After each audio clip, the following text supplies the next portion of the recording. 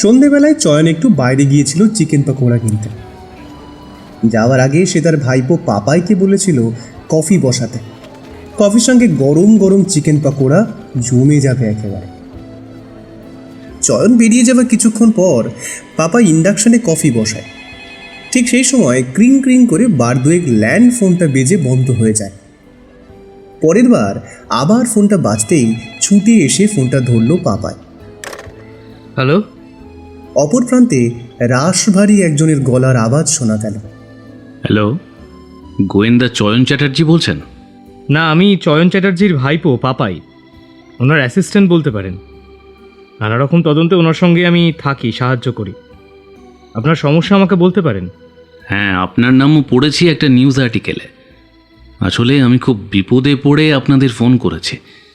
আপনারা প্লিজ আমাকে একটু সাহায্য করুন। আচ্ছা আচ্ছা, আপনি শান্ত হন, আপনি সবটা আমায় খুলে বলুন। আমি শুনছি, মাথায় রাখছি। আসলে কাকাই একটু বাইরে গেছে, উনি এলেই আমি সবটা বলে দেবো। ব্যবসায়ী গোবিন্দ ধনরাজের নাম শুনেছেন আপনি? হ্যাঁ হ্যাঁ, ওনাকে চেনে নেই শহরে তেমন মানুষ নেই।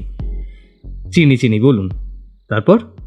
আসলে ব্যবসা সূত্রে ওনার সঙ্গে আমার পূর্ব শত্রুতা বেশ কয়েক বছরের। গত পরশু সন্ধ্যায় একটা বিষয় নিয়ে ওনার সঙ্গে আমার বচসা শুরু হয়। একটা টেন্ডার নিয়ে ঝগড়ার সূত্রপাত বলতে পারেন। আমি যে রেটটা ফিক্সড করেছিলাম তার থেকে অনেক কম রেটে তিনি ডিল ফাইনাল করে ফেলেন এবং আমার চোখের সামনে থেকে একটা প্রজেক্ট হাতছাড়া হয়ে যায়।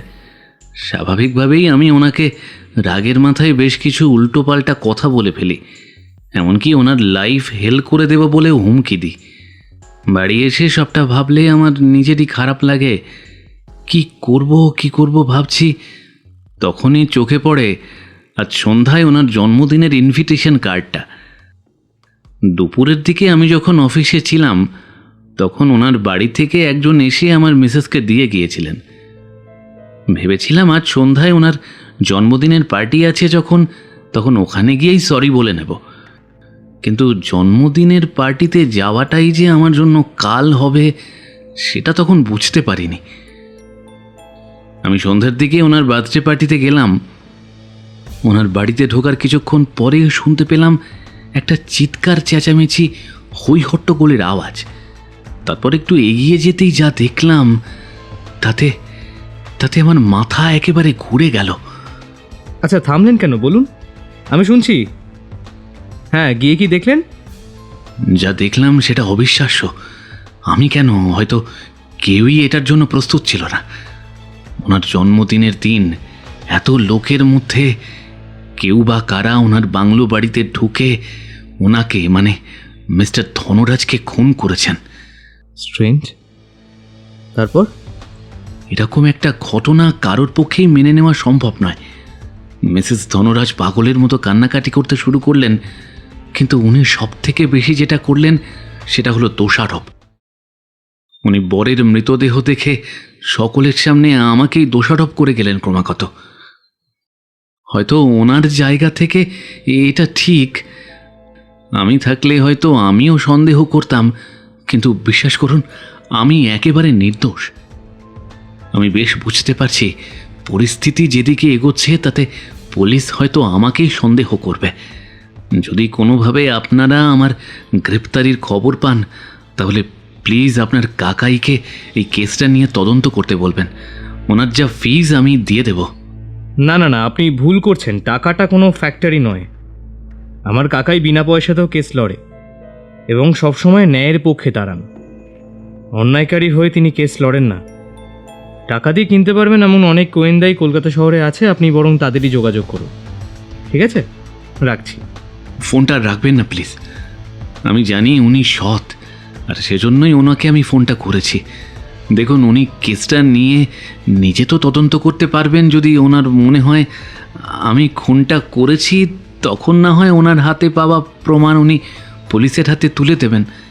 আর যদি উনি বুঝতে পারেন আমি নির্দোষ, শুধুমাত্র রাগের মাথায় দু একটা কথা বা হুমকি দিয়েছি বলেই পুলিশ আমাকে ধরেছে, তাহলে যে খুন করেছে তাদের বিরুদ্ধে সমস্ত তথ্য প্রমাণ পুলিশের কাছে দাখিল করবেন প্লিজ। আমি বড় বিপদে পড়ে ফোনটা করেছি, ওনাকে সবটা বুঝিয়ে বলবেন।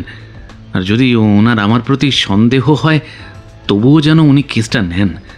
আমি জানি উনি বিচক্ষণ মানুষ, উনি ঠিক সত্যিটা খুঁজে বার করতে পারবেন। আমি এখন রাখছি, কেমন? 1 মিনিট, আপনার নাম? বীরেন চৌহান।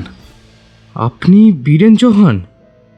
আরে, আপনার সঙ্গে গোবিন্দ ধনরাজের ব্যবসার কথা এবং তার সঙ্গে সাপে নেউলের সম্পর্ক সবটাই তো গোটা কলকাতা শহর জানে।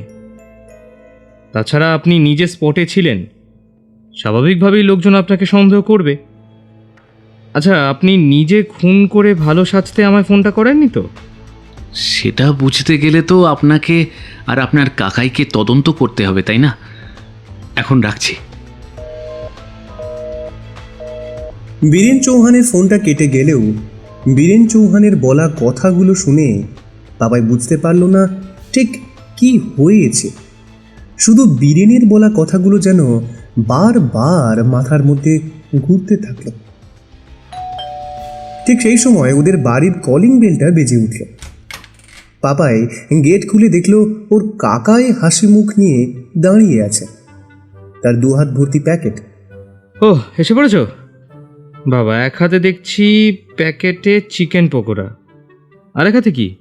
রাতের খাবার, চাউমিন আর চিলি চিকেন। কাকাই আবার? এই শোনো, রোজ রোজ বাইরের খাওয়া ভালো নয়। এই শোন, একদম জ্ঞান দিবি না, ঠিক আছে? না খেলে বুদ্ধি খুলবে না। এমনিতেই হাতে কেস টেস নেই, মন মেজাজ খারাপ। এখন পেটে খেলে যদি একটু মনটা ভালো হয়। সে তো দিনে 24 ঘন্টার মধ্যে 18 ঘন্টাই তুমি খেয়ে যাও। বাকি 6 ঘন্টা বাদ রাখলি কেন? ওই ঘুম, স্নান আর বাথরুম যাওয়ার জন্য। এই শোন, সব সময় তোর এই এঁচড়ে পাকামোটা না একটু বন্ধ কর। আমি তোর থেকে বয়সে বড়, সেটা মাথায় রাখবি। যা, কফিটা নিয়ে আয়, পকোড়াটা খাবো। আর এমনি খুব খিদে পেয়েছে আমার। তো অনেকক্ষণ তো পকোড়া আনতে গেছিলে, এত দেরি হলো? ওই রাস্তায় অরুণের সঙ্গে দেখা হয়ে গেল, কবেকার বন্ধু। জোর করে একটু আর কি ওই সিঙ্গারা, স্যান্ডউইচ আর কতখানি মিষ্টি খাইয়ে দিল। আমি বললাম খাবো না, কিন্তু কথাটা শুনলো না। বললো এই কটা তো বেশ খেয়ে নিতে পারবি, পেটের একদিকে ফেলে দে। সেই পৃথিবীর সকলে তো তোমাকে জোর করে খাওয়ানোর জন্যই বসে আছে। আমি বুঝতে পারি না, এত জোর করে খাওয়ানোর মানুষ তুমি কোথা থেকে ধরে ধরে আনো বলো তো রোজ? তুই কি বলতে চাইছিস পাপাই? এইভাবে আমার প্রেস্টিজটা নিয়ে তুই খেলা করবি না কিন্তু, হ্যাঁ? আমি কিন্তু এক্ষুনি এখান থেকে বেরিয়ে যাব। যাও তো। চয়ন মুখটা ভার করে 2 পা এগিয়ে গেল, তারপর পিছিয়ে এসে পকোড়ার প্যাকেটটা খুলে একটা পকোড়া ভর্তি প্যাকেট বগল দাবা করে ছুট দিল। পাপাই হেসে ফেলল।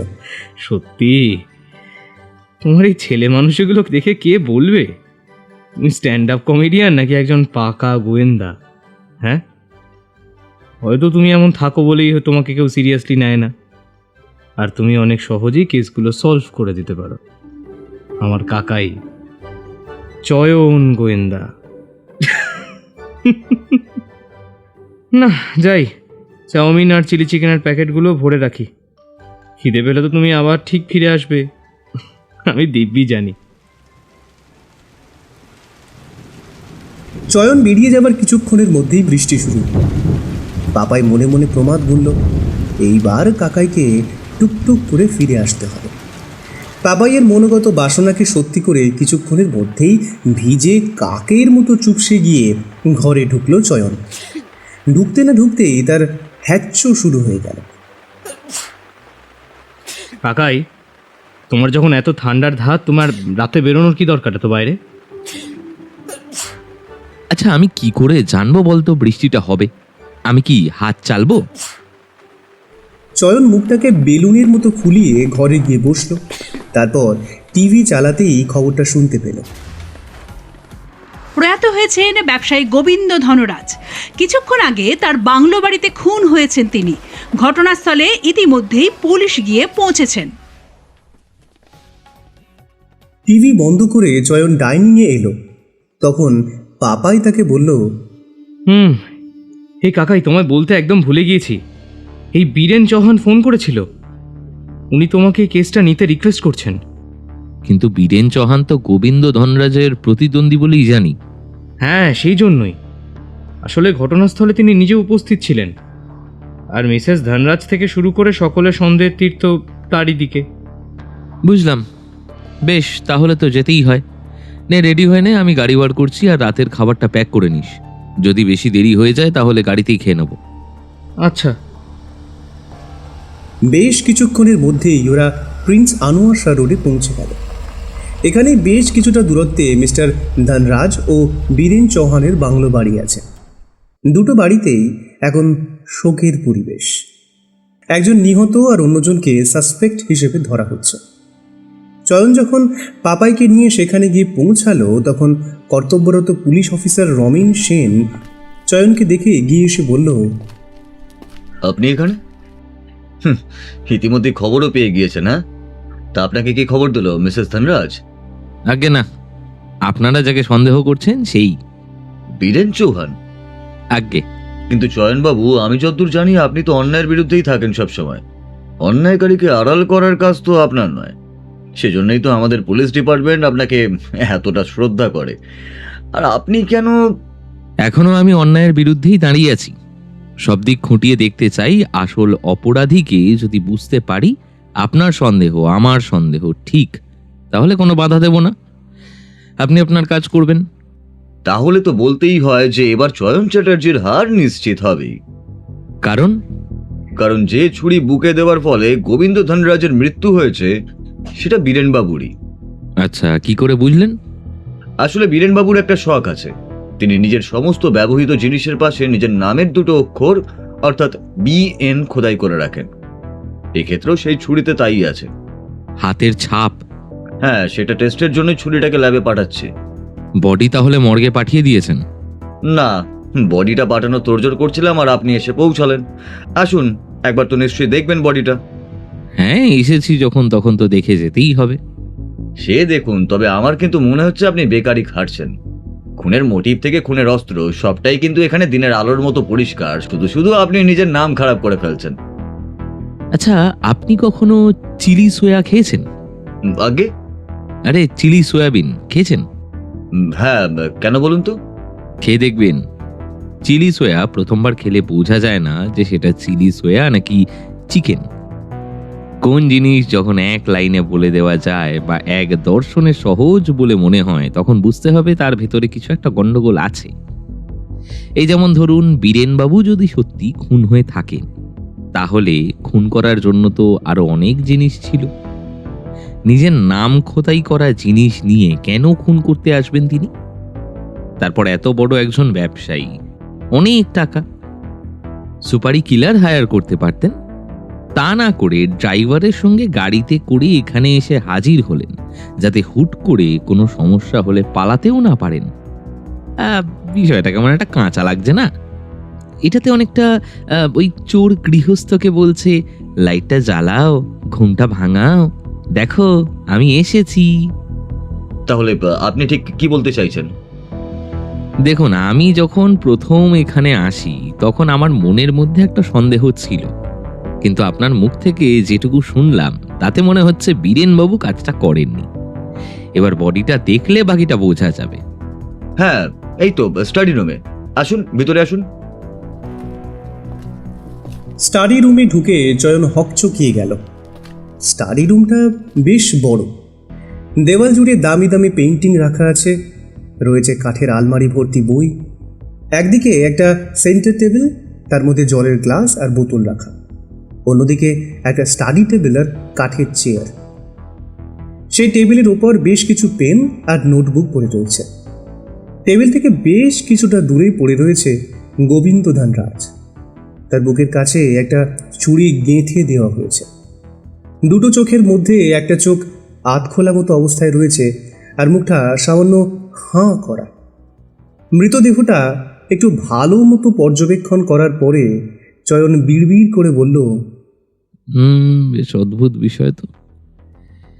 এই তো ধরি মাছ না ছুঁই পানির মতো বিষয়। খুনি বেশ বুদ্ধিমান আছে বলতে হবে। কি কিছু বলছেন নাকি?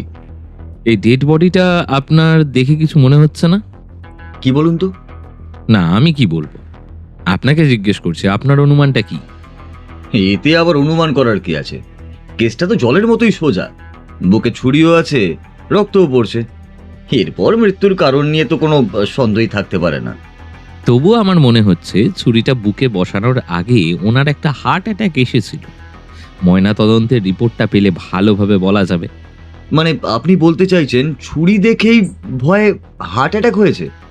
দেখুন, কি দেখে হার্ট অ্যাটাক হয়েছে সেটা তো বলতে পারবো না, তবে ওনার ডেড বডি দেখে তো সেটাই মনে হচ্ছে আমার। ময়না তদন্তে বডি পাঠিয়ে দিন। আচ্ছা, পার্টিতে কি ডিজে বা এই জাতীয় কিছু চলছিল? না, তবে রবীন্দ্রসঙ্গীত গান চলছিল, হয়তো সেই কারণেই ওনার চিৎকার কারোর কানে যায়নি।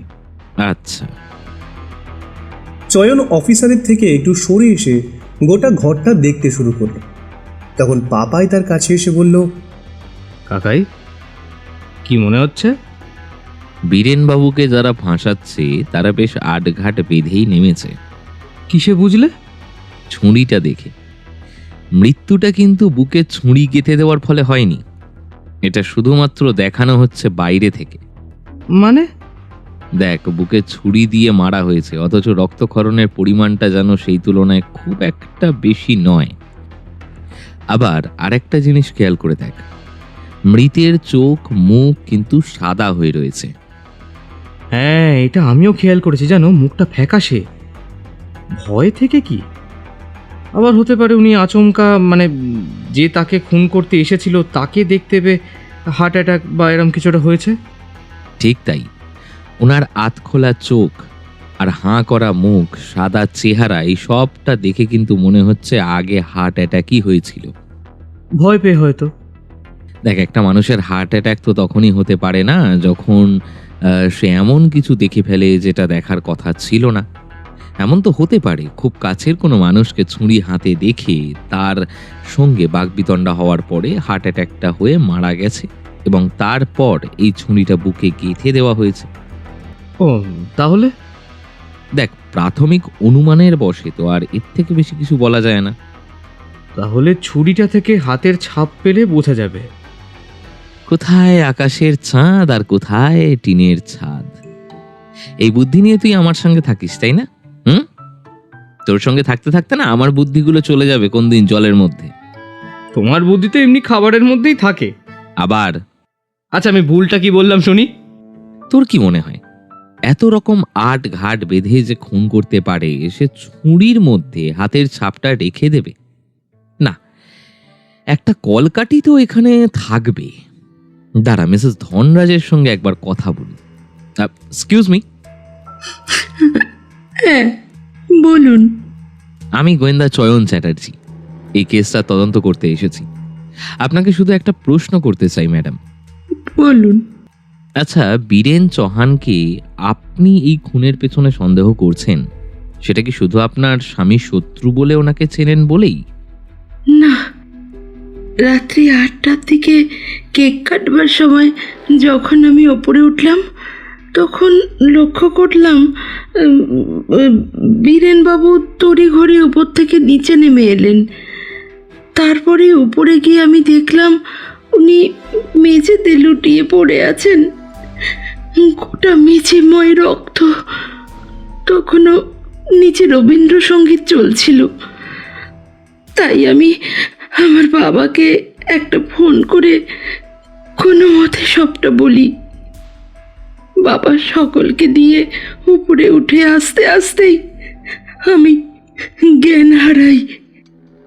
পরে যখন আবার বীরেনবাবু আমার সামনে এলেন তখন আমার মনে পড়ে ওনাকে আমি শেষবার উপর থেকে নিচে নামতে দেখেছিলাম। তাই আচ্ছা, ঠিক আছে, আপনাকে আর বিব্রত করব না প্রশ্ন করে। আমি বরং কালকে আসবো। হ্যাঁ, চল। কোথায়? মূল সন্দেহভাজন ব্যক্তি বীরেন চৌহানের সঙ্গে কথা বলতে হবে। এই দাঁড়া, অফিসার, বলছি বীরেন বাবুর সঙ্গে আমি একটু দেখা করতে চাই। ঠিক আছে, চলুন। ওনাকে এখনো গ্রেফতার করিনি, পাশের ঘরে নজরবন্দি করে রাখা আছে। 2জন পুলিশের কনস্টেবলও আছে ওখানেই, চলুন। চয়ন পাশের রুমে ঢুকতেই অফিসারের কথা মতো কনস্টেবল 2জন একটু দূরে গিয়ে দাঁড়ালেন। চয়নকে দেখেই বীরেন চয়নের হাত দুটো ধরে বললেন, বিশ্বাস করুন, আমি এই খুনটা করিনি। আমি শুধু সরি বলতে ওপরে গিয়েছিলাম। দেখা হয়েছিল? না, গোবিন্দর সেক্রেটারি আমাকে বলল। স্যার উপরে আছে। আমি উপরে গেলাম। উপরে সব ঘরে ঘুরে ঘুরে দেখলাম কোথাও কেউ নেই, আর স্টাডি রুমটা তখন ভেতর থেকে বন্ধ ছিল। আমি দুবার নক করে চলে আসি। আমি যখন নিচে নামছিলাম তখন মিসেস ধনরাজের সঙ্গে আমার ধাক্কা লাগে। উনি সেই থেকে ভেবে বসে আছেন যে আমি খুনটা করেছি।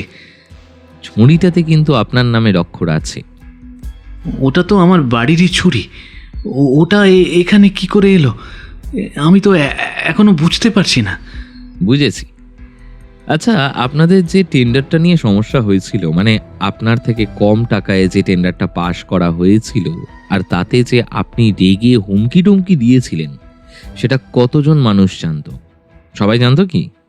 হ্যাঁ, এইসব গসিপ তো আর ধামাচাপা থাকে না। ধনরাজের সেক্রেটারি থেকে শুরু করে বাড়িতেও জানাজানি হয়ে গিয়েছে। আচ্ছা, আমি কি জামিন পাবো না?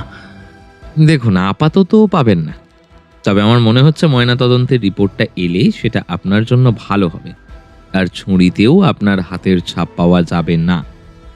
ইনফ্যাক্ট কারোর হাতের ছাপই পাওয়া যাবে না, কারণ গ্লাভস পরেই ছুরিটা ধরা হয়েছিল বলে আমার ধারণা।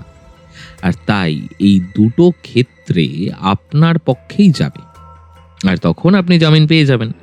হয়তো আপনাকে 1 থেকে 1.5 দিন মতো কাস্টাডিতে থাকতে হবে। দেখুন মিস্টার চ্যাটার্জি, আপনার কেসের বিষয়ে আমি অনেক কথা শুনেছি। প্লিজ দেখুন কে এই কাজটা করলো, আর এত জঘন্যভাবে আমাকে ফাঁসাতে চাইলো। বেশ, তবে তাই হবে। আপনি বরং মেনুটা ঠিক করে রাখুন। হ্যাঁ, কিসের মেনু? বাহ, জামিনে ছাড়া পেয়ে যখন বাড়ি যাবেন তখন একটা উৎসব তো হবে নাকি? হ্যাঁ, আর তার মধ্যে যদি আপনাকে নির্দোষ প্রমাণ করতে পারি, তাহলে একটা বড় সড়ো ট্রিট তো আমার পাওনা, তাই না? হ্যাঁ অবশ্যই। আপনি তাহলে কেসটা নিচ্ছেন, আমি অনেকটা নিশ্চিন্ত হলাম। আপনি বললে একদিন কেন, 1 সপ্তাহ আপনাকে খাওয়াবো। যা বলবেন তাই, শুধু সত্যিটা সামনে আনুন প্লিজ। আচ্ছা, একটা কথা বলুন তো, আপনার সঙ্গে মিস্টার ধনরাজের শত্রুতাটা আসলে ঠিক কি নিয়ে? না মানে, আমি শুনেছি ব্যবসাতে আসার অনেক আগে থেকেই আপনাদের মধ্যে এই বিবাদটা ছিল, কারণটা ঠিক কি? মিস্টার চ্যাটার্জি, কারণটা ভীষণ রকম ব্যক্তিগত, অনেক পুরনো একটা বিষয়। খুনের সঙ্গে এই ব্যাপারের কোনো সম্পর্ক নেই। আমি চাই না অহেতুক এই বিষয়টা নিয়ে জল ঘোলা হোক। বেশ, তবে তাই হোক। ঠিক আছে, আমি এখন আসছি, বুঝলেন? আবার সময় বুঝে আপনার সঙ্গে দেখা হবে। চিন্তা করবেন না, খুন যখন করেননি তখন এত চিন্তা করার কি আছে মশাই? হ্যাঁ, তবে হ্যাঁ, জেলের খাবারটা একটু খারাপ, একটু ওই অ্যাডজাস্ট করতে হবে, যাই কি। যাই হোক, চলি আমি। বাবাই, তুই এগো, আমি একবার টয়লেট থেকে আসছি। হ্যাঁ। চয়ন টয়লেটে গিয়ে দেখলো টয়লেটের জানালা দিয়ে স্টাডি রুমের ঠিক পিছন দিকের ঝোপঝাড়টা দেখা যায়। সেই ঝোপঝাড়ের মধ্যে সাদা মোড়ক জাতীয় কিছু একটা আটকে আছে বলে তার বোধ হলো। এরপর চয়ন বাইরের গেটে বেরোনোর আগে অন্য দিক দিয়ে সেই ঝোপঝাড়ের কাছে পৌঁছে গেল, আর সেই আটকে থাকা জিনিসটাকে রুমালে করে হাতে নিয়ে একবার নাকের কাছে গিয়ে শুঁকলো। মুচকে একটা হাসলো সে। তারপর একটাও বাড়তি কথা খরচ না করে পাপাইকে নিয়ে বাড়ি চলে এলো। রাত্রে বাড়ি ফিরে খাবারগুলো গরম করতে করতে পাপাই বলল, বাবা কাকাই, তুমি এমন ভাব নিচ্ছ যেন কেসটা সলভই করে ফেলেছো। হ্যাঁ, তুই ঠিক ধরেছিস। আসলে আমি চাই খুনি আমার এই কুল ব্যাপারটা দেখে একটু ভয় পেয়ে যাক, আর তাতে নতুন করে কোনো ভুল করে বসুক। আসলে এরকম পারফেক্ট ক্রাইম করার মতো বুদ্ধি আমি খুব কম মানুষের মধ্যেই দেখেছি। আমি ভীষণভাবে নিশ্চিত মিস্টার ধনরাজের বুকে ছুরি বসানোর আগেই তিনি মৃত ছিলেন, কিন্তু সেটা বুঝতে পারছি না মৃত্যুর কারণটা কি।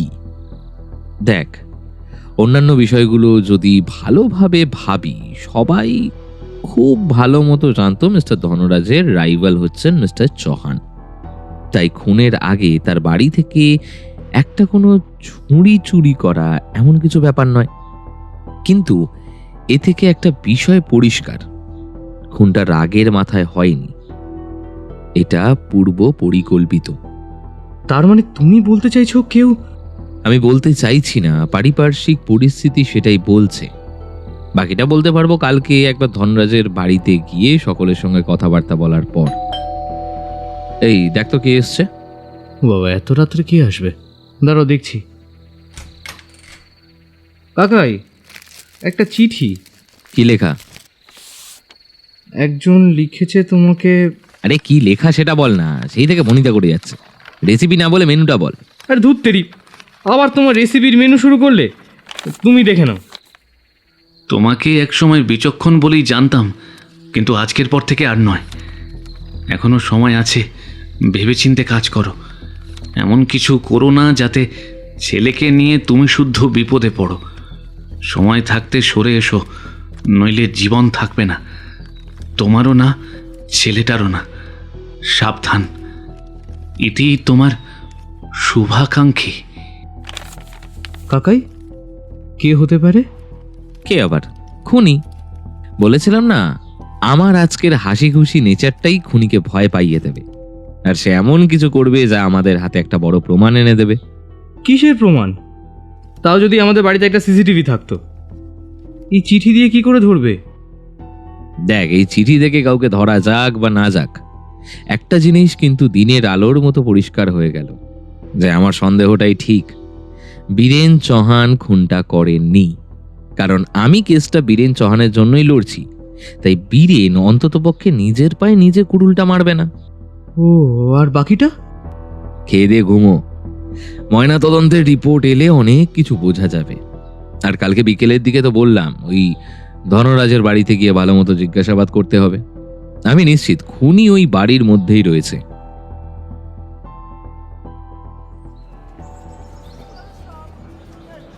পরের দিন চয়ন সকালবেলায় সাদা মাটা পোশাক পরে, নাকের নিচে একটা মোটা গোঁফ, থুতনির কাছে একটা কালো তিল বসিয়ে, গোটা মুখে একটু মেকআপ করে কোথায় যেন বেরিয়ে গেল। দিনে বার কতক পাপায় ফোন করলেও ফোনটা ধরেনি সে। সারাটা দিন ঘুরে বেরিয়ে দুপুরের দিকে সে বাড়ি ফিরে মেকআপ তুলে বিছানায় শুয়ে পড়ল। পাপাই তখন বেশ কয়েকবার ঘরে এসে ডেকে গেলেও চয়নের সাড়া শব্দই পাওয়া গেল না। সে তখন গভীর ঘুমে আচ্ছন্ন। এরপর বেশ কয়েক ঘন্টা পর সেদিন রাত্রের দিকে গোবিন্দধন রাজের বাড়িতে গিয়ে উপস্থিত হলো চয়ন আর পাপাই। কিছুক্ষণ পর অফিসার সেনও সেখানে এসেও পৌঁছলেন। তিনি পৌঁছে দেখলেন চয়ন আর পাপাই বাড়ির বাইরের চারদিকটা ঘুরে ঘুরে দেখছে। এখনো পর্যন্ত তারা বাড়ির ভেতরে গিয়ে ঢোকেননি। অফিসার সেন জিজ্ঞাসা করলেন, আপনি তো মশাই সত্যি জিনিয়াস। এত প্রখর অনুমান শক্তি! সত্যি কি করলাম আবার? ময়না তদন্তের রিপোর্টে এসেছে হার্ট অ্যাটাকে মৃত্যু। আর ছুরিতে হাতের ছাপ? না, নেই, কারোরই হাতের ছাপ পাওয়া যায়নি। আগেই জানতাম এটা। আচ্ছা, আপনাদের তো বিকেলে আসার কথা ছিল, এত দেরি করে এলেন? পাপাই একবার চয়নের দিকে তাকালো। আসলে পাপাই যখন চয়নকে বলল কাকাই সন্ধে হয়ে গেছে, তাড়াতাড়ি। তোমার জব সন্ধ্যা আহ্নিক সেরে নাও, তারপর বেরোবো।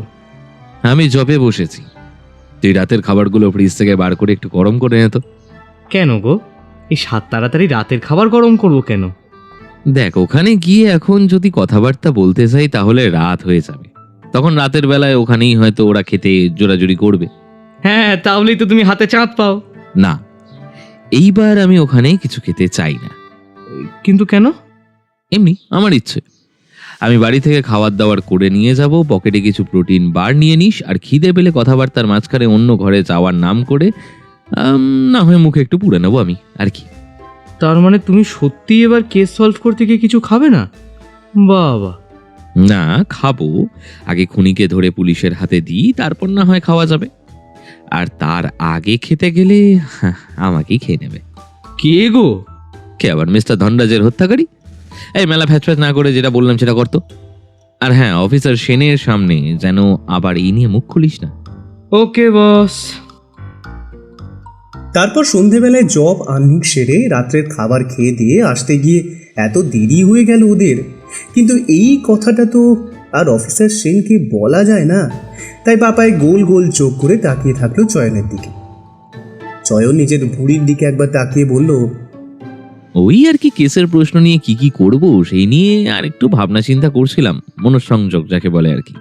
সেই মনটা তো তোমার পেটেই থাকে। কিছু বললি ভাইপো? না না না, আমি কিছু বলিনি। অফিসার কিছু বলছিলেন। ও, তা তো ঠিক আছে, কিন্তু আপনারা এতক্ষণ বাইরে দাঁড়িয়ে আছেন, ভেতরে ঢোকেননি কেন? আরে আমরা আপনার জন্যই অপেক্ষা করছিলাম, একসঙ্গে ঢুকবো বলে। চলুন চলুন চলুন। হ্যাঁ হ্যাঁ, চলুন। ডাইনিংয়ে ঢুকতেই সবার আগে চোখে পড়ল অবিনাশ রায়কে। অবিনাশ গোবিন্দ ধনরাজের পার্সোনাল সেক্রেটারি। টেবিলের উপর সে কিছু ফাইলপত্র নিয়ে বসেছিল এবং সেগুলো খুব মন দিয়ে দেখছিল। চয়ন গিয়ে একটু গলা খাকড়ি দিয়ে বলল, অবিনাশবাবু, আরে আপনারা এসেছেন, আসুন আসুন বসুন। আমি ম্যাডাম, ছোটবাবু আর কাকিমণিকে ডেকে দিচ্ছি। না না না, আমার আপনার সাথে কিছু কথা বলার আছে। হ্যাঁ বলুন না। গোবিন্দ ধনরাজ কেমন ব্যক্তি ছিলেন জিজ্ঞেস করব না, কারণ মরে গেলেই তো সবাই অমায়িক ব্যক্তি হয়ে যায়। আপনাকে জিজ্ঞেস করলেও আপনি হয়তো সেই একই উত্তর দেবেন। না মানে উনি কিন্তু সত্যি ভীষণ ভালো।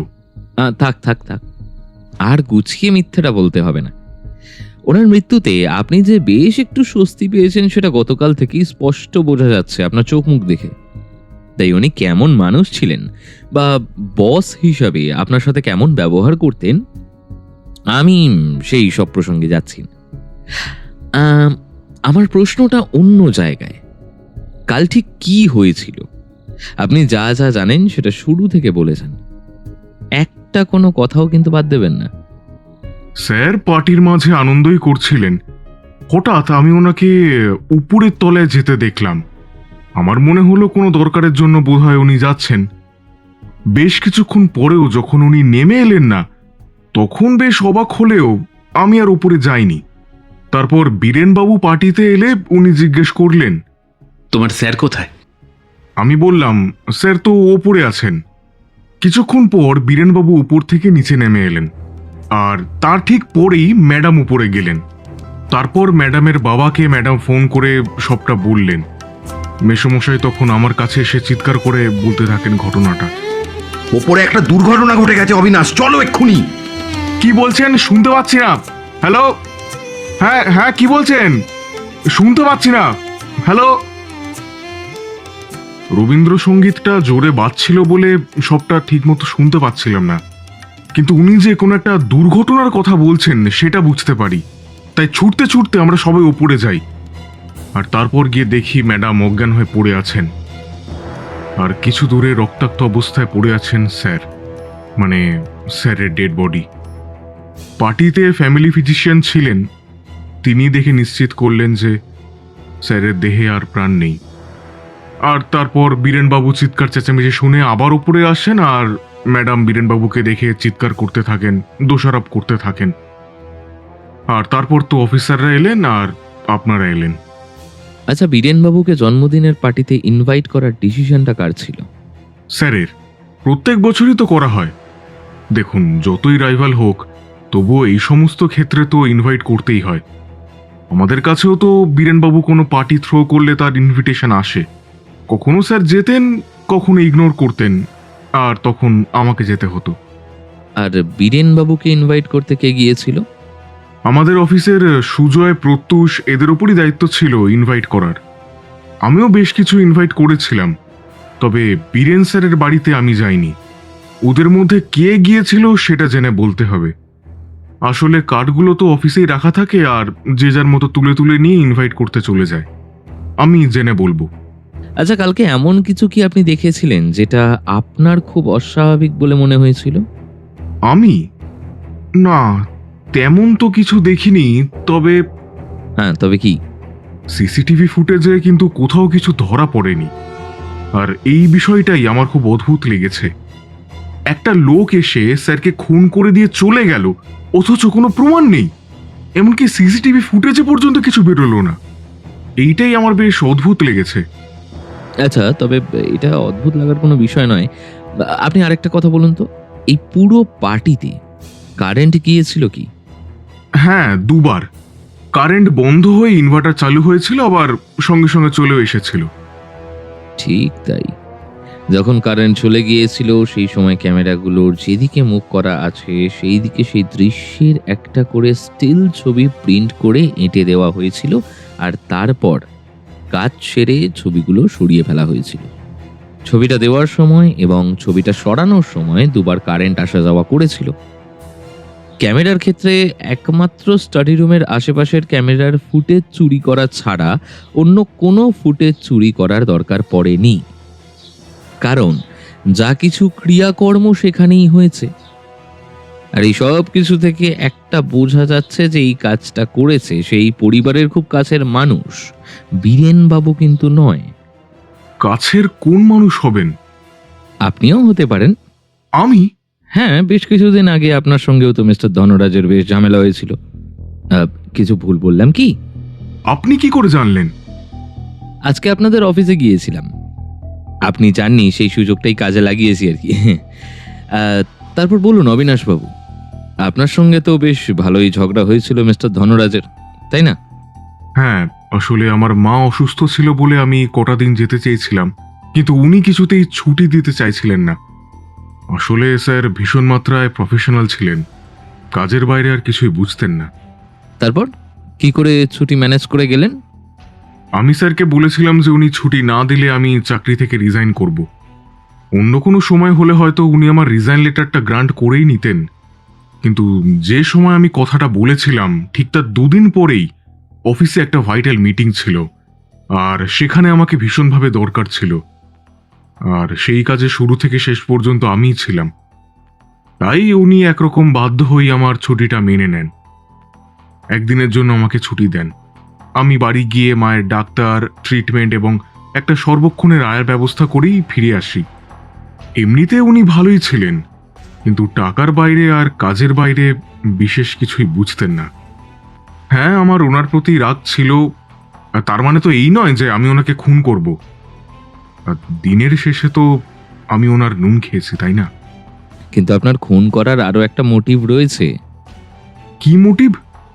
এই যে আপনার স্যার মারা গেলেন আর অফিসে যাবতীয় দায়িত্ব মিসেস ধনরাজ আপনার হাতে দিয়ে দিলেন, কারণ তো উনি তো এইসবের কিছুই বোঝেন না, আর নিজের ছেলেকেও কোনোদিন মিস্টার ধনরাজ অফিসে নিয়ে যাননি।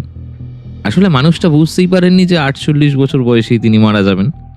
বুঝতে পারলে হয়তো ছেলেটাকে সবকিছু বুঝিয়ে দিয়ে যেতেন বা দেখিয়ে দিয়ে যেতেন। যাই হোক, তাহলে মোটের ওপর বিষয়টা এই দাঁড়ালো যে সব দিক মিলিয়ে বলতে গেলে আপনার কিন্তু বেশ ভালোই লাভ হয়েছে। আর আপনি বলছেন যে বীরেন বাবুর বাড়িতে আপনি ইনভাইট করেননি, আপনার দুজন অফিস কলিগ ইনভাইট করেছেন। তারা কিন্তু জানিয়েছে তারা যখন ইনভিটেশন শুরু করেছিল তখন সমস্ত কার্ডের মধ্যে বীরেন চৌহানকে ইনভাইট করার কার্ডটা মিসিং ছিল, অর্থাৎ তাদের দুজনের মধ্যে কেউ ইনভাইট করেনি। ওরা মিথ্যে বলছে, ওদের মধ্যেই কেউ ইনভিটেশনটা করেছে, এখন খুন হয়ে লুকিয়ে যাচ্ছে। আমি মিথ্যে বলছি না, আমি সত্যি ইনভাইট করিনি। আচ্ছা, আমাকে তো মিসেস চৌহান ভালো মতোই চেনেন, আমি গেলে তো উনি আমাকে দেখেই চিনতে পারতেন, তাই না? আপনি ওনাকে জিজ্ঞেস করুন।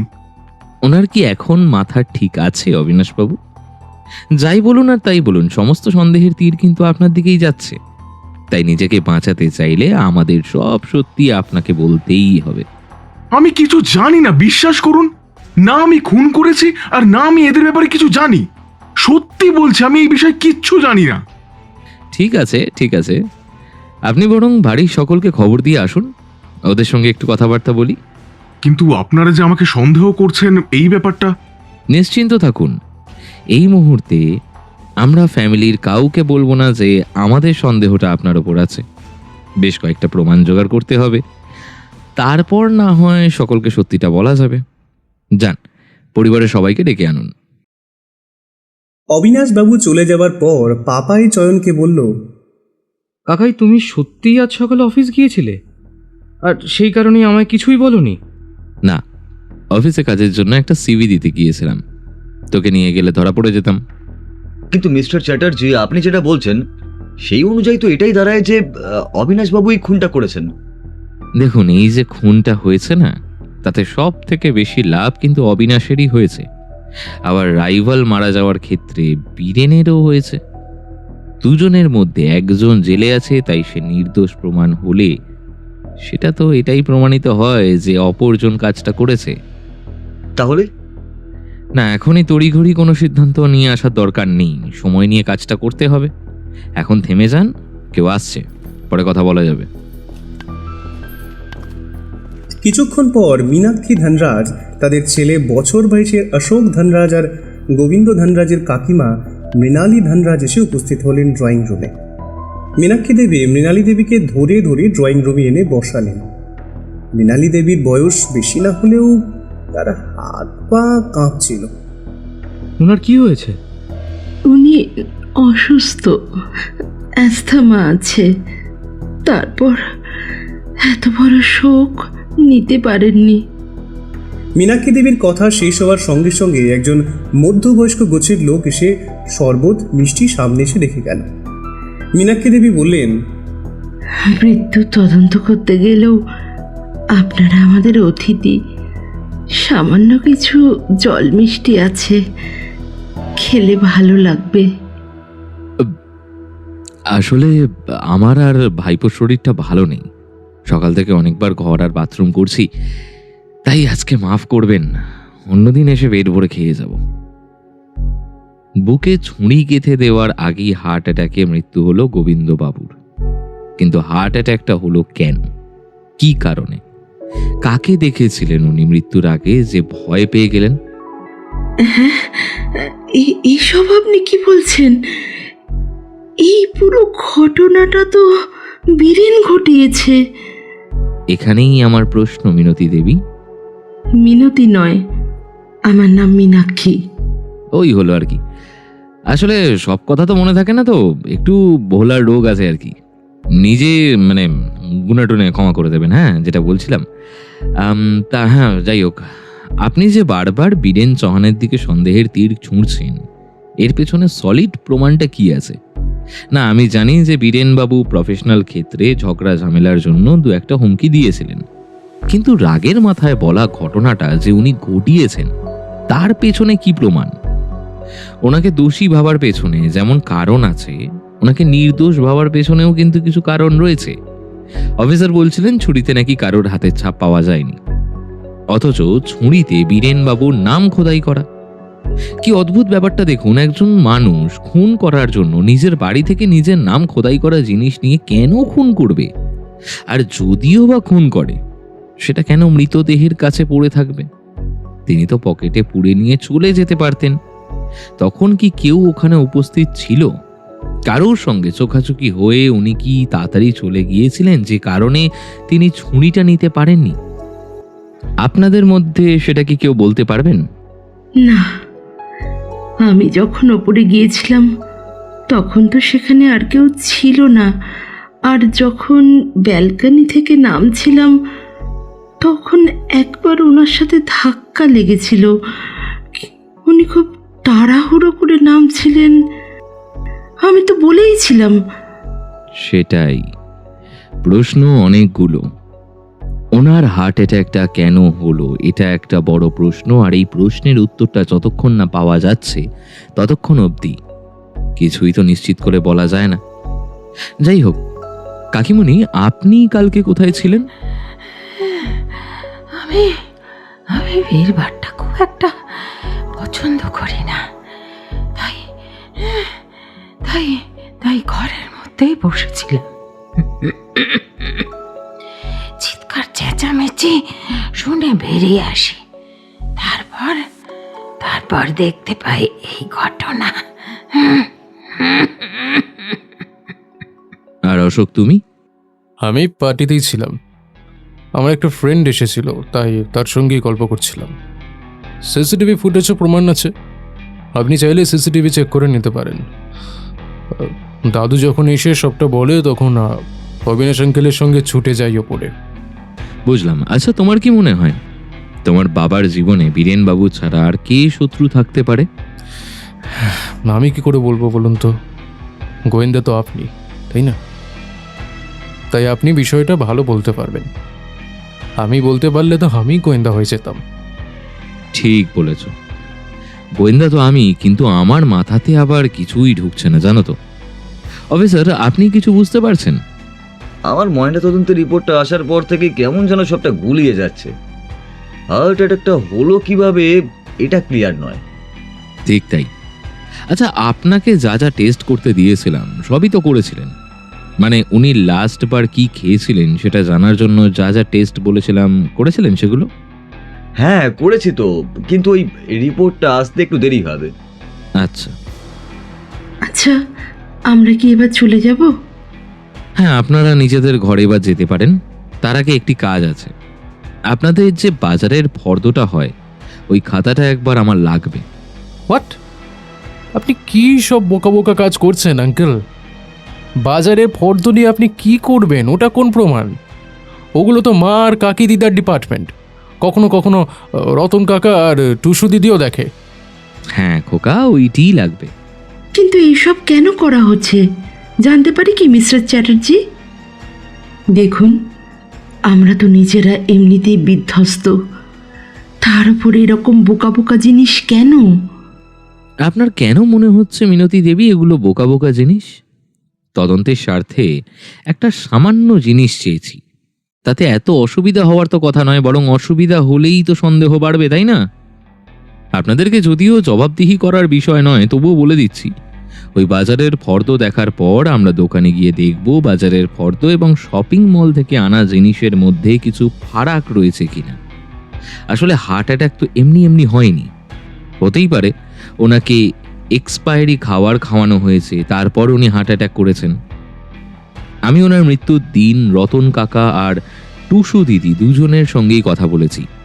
শুনেছি উনি সকালবেলায় কিছু ড্রাই ফ্রুট খেয়েছিলেন, বেলার দিকে লস্যি খেয়েছেন, এছাড়া বেশ কিছু ওই কুকিজও খেয়েছেন, যেগুলো নাকি সেদিনই সকালে আনা হয়েছিল। কি অফিসার, ঠিক বলছি তো? হ্যাঁ, কিন্তু মিস্টার চ্যাটার্জি এই বিষয়টা তো আমার মাথাতেই আসেনি। এই আপনারা প্লিজ উনি যা যা বলছেন তাই তাই করুন, কেমন? রতনদা, মাসকাবারির খাতাটা দিয়ে যাও তো। আগে ম্যাম সাহেব। রতনদা খাতাটা দিয়ে চলে গেল। চয়ন বলল, অশোক, বলছি এই খাতাটা তোমাদের থেকে আমরা তদন্তের স্বার্থে নিলাম। এটা একটু ওই পাতাটায় লিখে দাও তো, এটা নিয়মের মধ্যেই পড়ে। অশোক একটা আলাদা নোটপ্যাড টেনে তারিখ দিয়ে লিখতে শুরু করলো। চয়ন ওদিকে তাকিয়ে বলল, বাংলাতে বড় বড় হাতে লেখো, আমার চোখের পাওয়ারটা একটু বেশি তো। ওকে। আচ্ছা, আমি আর পাপাই তাহলে উঠি, কারণ আমার কিছু জানার নেই। অফিসার, আপনার কিছু প্রশ্ন করার থাকলে জিজ্ঞেস করে নিন। অফিসার নিজের মতো করে প্রশ্ন শুরু করলেন। সেই একই ধাঁচের প্রশ্ন, কে কখন কাকে শেষবার দেখেছিল, কিভাবে দেখেছিল, আঘাত পাওয়ার পর গোবিন্দবাবু কোনোভাবে চিৎকার করেছিলেন কিনা, সে চিৎকারের আওয়াজ এসেছিল কিনা, সেই চিৎকারের আওয়াজ না এলেও কেন আসেনি, এরকম একাধিক প্রশ্ন ঘুরিয়ে ফিরিয়ে করতে থাকলেন অফিসার। একসময় তার প্রশ্ন পর্ব মিটল এবং সবাই যে যার মতো ঘরে চলে গেল। চয়নরা বেরিয়ে যেতেই মীনাক্ষী দেবী বললেন, যেমন অফিসার তেমনি গোয়েন্দা। বারে বারে ঘুঘু, তুমি খেয়ে যাও ধান।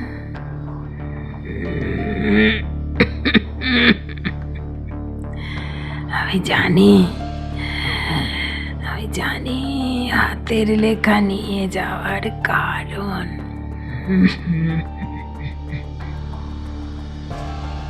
বৌমা, বৌমা, বৌমা, আমায় একটু পৌঁছে দেবে ঘরে? হ্যাঁ, চলুন। অশোক, দরজাটা লাগিয়ে দে, আর অবিনাশ আঙ্কেলকে বল ফাইলগুলো যেন কালকেই অফিস থেকে নিয়ে আসে, আমি চেক করব সব। ওকে মম। কি মনে হচ্ছে বলো তো? ওই অবিনাশ মানে ওই সেক্রেটারি খুনি, তাই তো? না, আরও একটা সম্ভাবনা আছে। কার? মৃণালী দেবীর। আরে কি বলছো কাকাই, উনি তো অসুস্থ, অ্যাসমা আছে, দেখছিলে না কেমন কাঁপছিল? হ্যাঁ, কিন্তু ওটা রোগে নয়, শোকেও নয়, নেশা। Are you sure? এখনো নয়। ধনরাজের মৃত্যুর দিন ওনার বাড়ির পেছনের ঝোপ থেকে একটা সাদা মোড়ক পেয়েছিলাম। তার মধ্যে থাকা জিনিসটা ফেলে দেওয়া হলেও স্পষ্ট বোঝা যাচ্ছিল ওই মোড়কের মধ্যে কি ছিল। কি ছিল কাকাই? Brown sugar. ব্রাউন? কি বলছো? চমকানোর কিছু নেই। বর মারা গেছে, নিঃসন্তান মানুষ, নেশা করতেন। আমি ওই মোড়কটা টেস্টে দিয়েছি, কার কার হাতের ছাপ পাওয়া যায় সেটা দেখার জন্য। একজন নেশাতুর ব্যক্তির কাছ থেকে তার নেশার জিনিস কেড়ে নেওয়াও কিন্তু সাংঘাতিক হয়ে যায় অনেক ক্ষেত্রে। বুঝলাম। আচ্ছা, ওই চিঠিটা কে লিখেছে? সেটাই তো আমিও ভাবছি। খালি চোখে দেখে যেটা বুঝলাম, ধনরাজের পরিবারের একজনের হাতের লেখার সাথেও হাতের লেখা মিলছে না। এখন হ্যান্ডরাইটিং এক্সপার্টকে দেখালে পুরোটা ক্লিয়ার হবে। কিন্তু অবিনাশ, ওর হাতের লেখা। আরে ওর হাতের লেখা অফিসে গিয়েই পেয়ে গেছি। ওই বাংলা নববর্ষের সময় যে খাতাটা করে না, ওই সেখানে ছিল। ওর হাতের লেখাও আমি নিয়ে এসেছি, এমনকি সুজয়, প্রত্যুষের লেখা পর্যন্ত। কারণ ভুলে গেলে চলবে না, ওরাও কিন্তু পার্টিতে ছিল। পরের দিন অফিসার সেন চয়নকে ফোন করে বলল, দারুণ খবর আছে মিস্টার চ্যাটার্জি, তাড়াতাড়ি আপনি থানায় চলে আসুন। বাবা, আপনি তো এমন করে কথা বলছেন যেন এক্ষুনি যেন বিরিয়ানি ট্রিট দিতে চাইছে। কি হয়েছেটা কি? বিষয়টা তেমনই, সামনাসামনি কথা হবে। সবটা শুনলে আপনারও চোখ দুটো ছানা বড়া হয়ে যাবে, এটা বলতে পারি একেবারে। হ্যাঁ, অপেক্ষা করছি আপনার জন্য থানাতে। আচ্ছা, যাচ্ছি আধ ঘন্টার মধ্যে। বাবাই, রেডিও। আমি রেডি কাকাই, চলো। থানায় গিয়ে পাপাই প্রথমে বীরেনবাবুর সঙ্গে দেখা করলো। বীরেনবাবু বললেন, আচ্ছা, আমাকে ওরা ছাড়বে না? না, আরে আপনি এত তাড়াতাড়ি হতাশ হচ্ছেন কেন বলুন তো?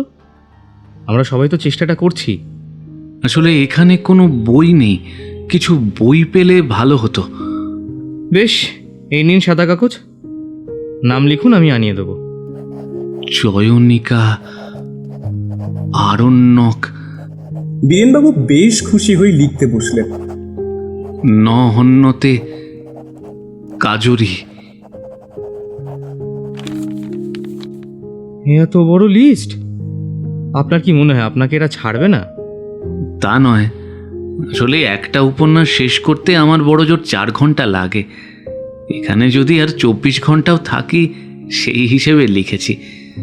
আর সত্যি বলতে কি, ঘুম আসছে না এখানে। কাল সারা রাত ঘুম হয়নি। বুঝলাম। আচ্ছা, এবার যাই বীরেনবাবু, অফিসারের সঙ্গে কথা আছে। বীরেনবাবু নীরবে মাথা নাড়লেন। অফিসার সেন চয়নকে দেখে এক মুখ হেসে বললেন, সব রিপোর্ট চলে এসেছে। আচ্ছা, রিপোর্টে কি আছে?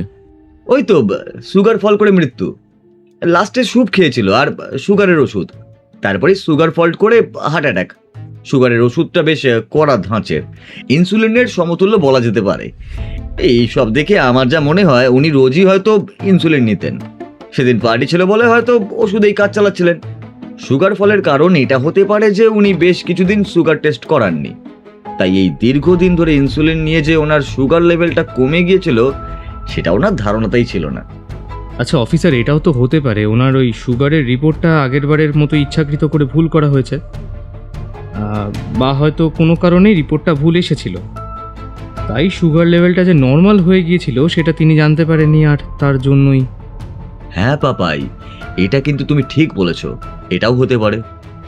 আপনারা যা কিছু বলছেন সেগুলো সবটাই সম্ভাবনা, এমনটা হতেই পারে, কিন্তু আমার ধারণা ঠিক তার উল্টো। কি বলুন তো মিস্টার চ্যাটার্জি? উনি মারা যাওয়ার পর বেশ কয়েকদিন রাত জেগে আমি ওনার বেশ কিছু সেমিনার, মিটিং এগুলো ফলো করেছি।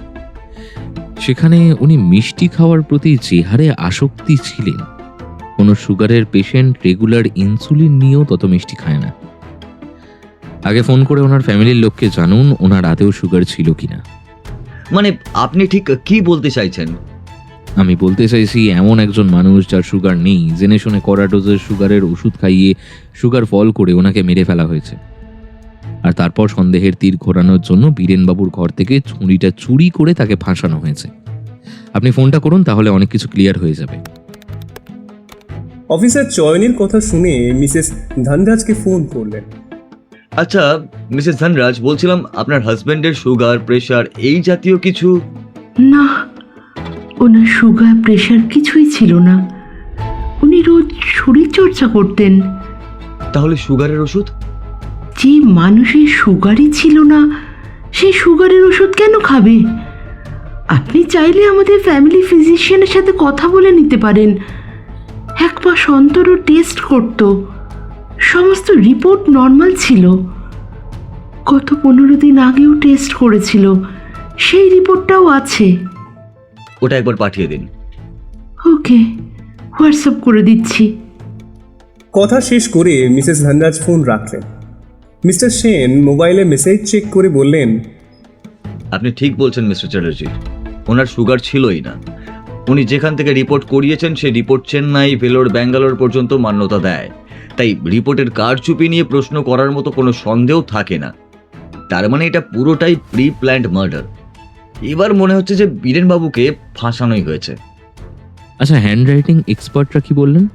না, ওদের বাড়ির কোনো মেম্বার, এমনকি কাজের লোক বা অবিনাশ বাবু, এছাড়া আপনি ওই যে দুজন স্টাফের কথা বলেছিলেন না, তাদের কারোর লেখার সঙ্গে এই হ্যান্ড রাইটিং মিলছে না। আচ্ছা, শুনুন, বলছিলাম যে মিস্টার চৌহান মানে বীরেনবাবুর কিছু বই চেয়েছেন, ব্যবস্থা করে দেওয়া যাবে কি? হ্যাঁ, নামগুলো বলুন। লিখে নিন।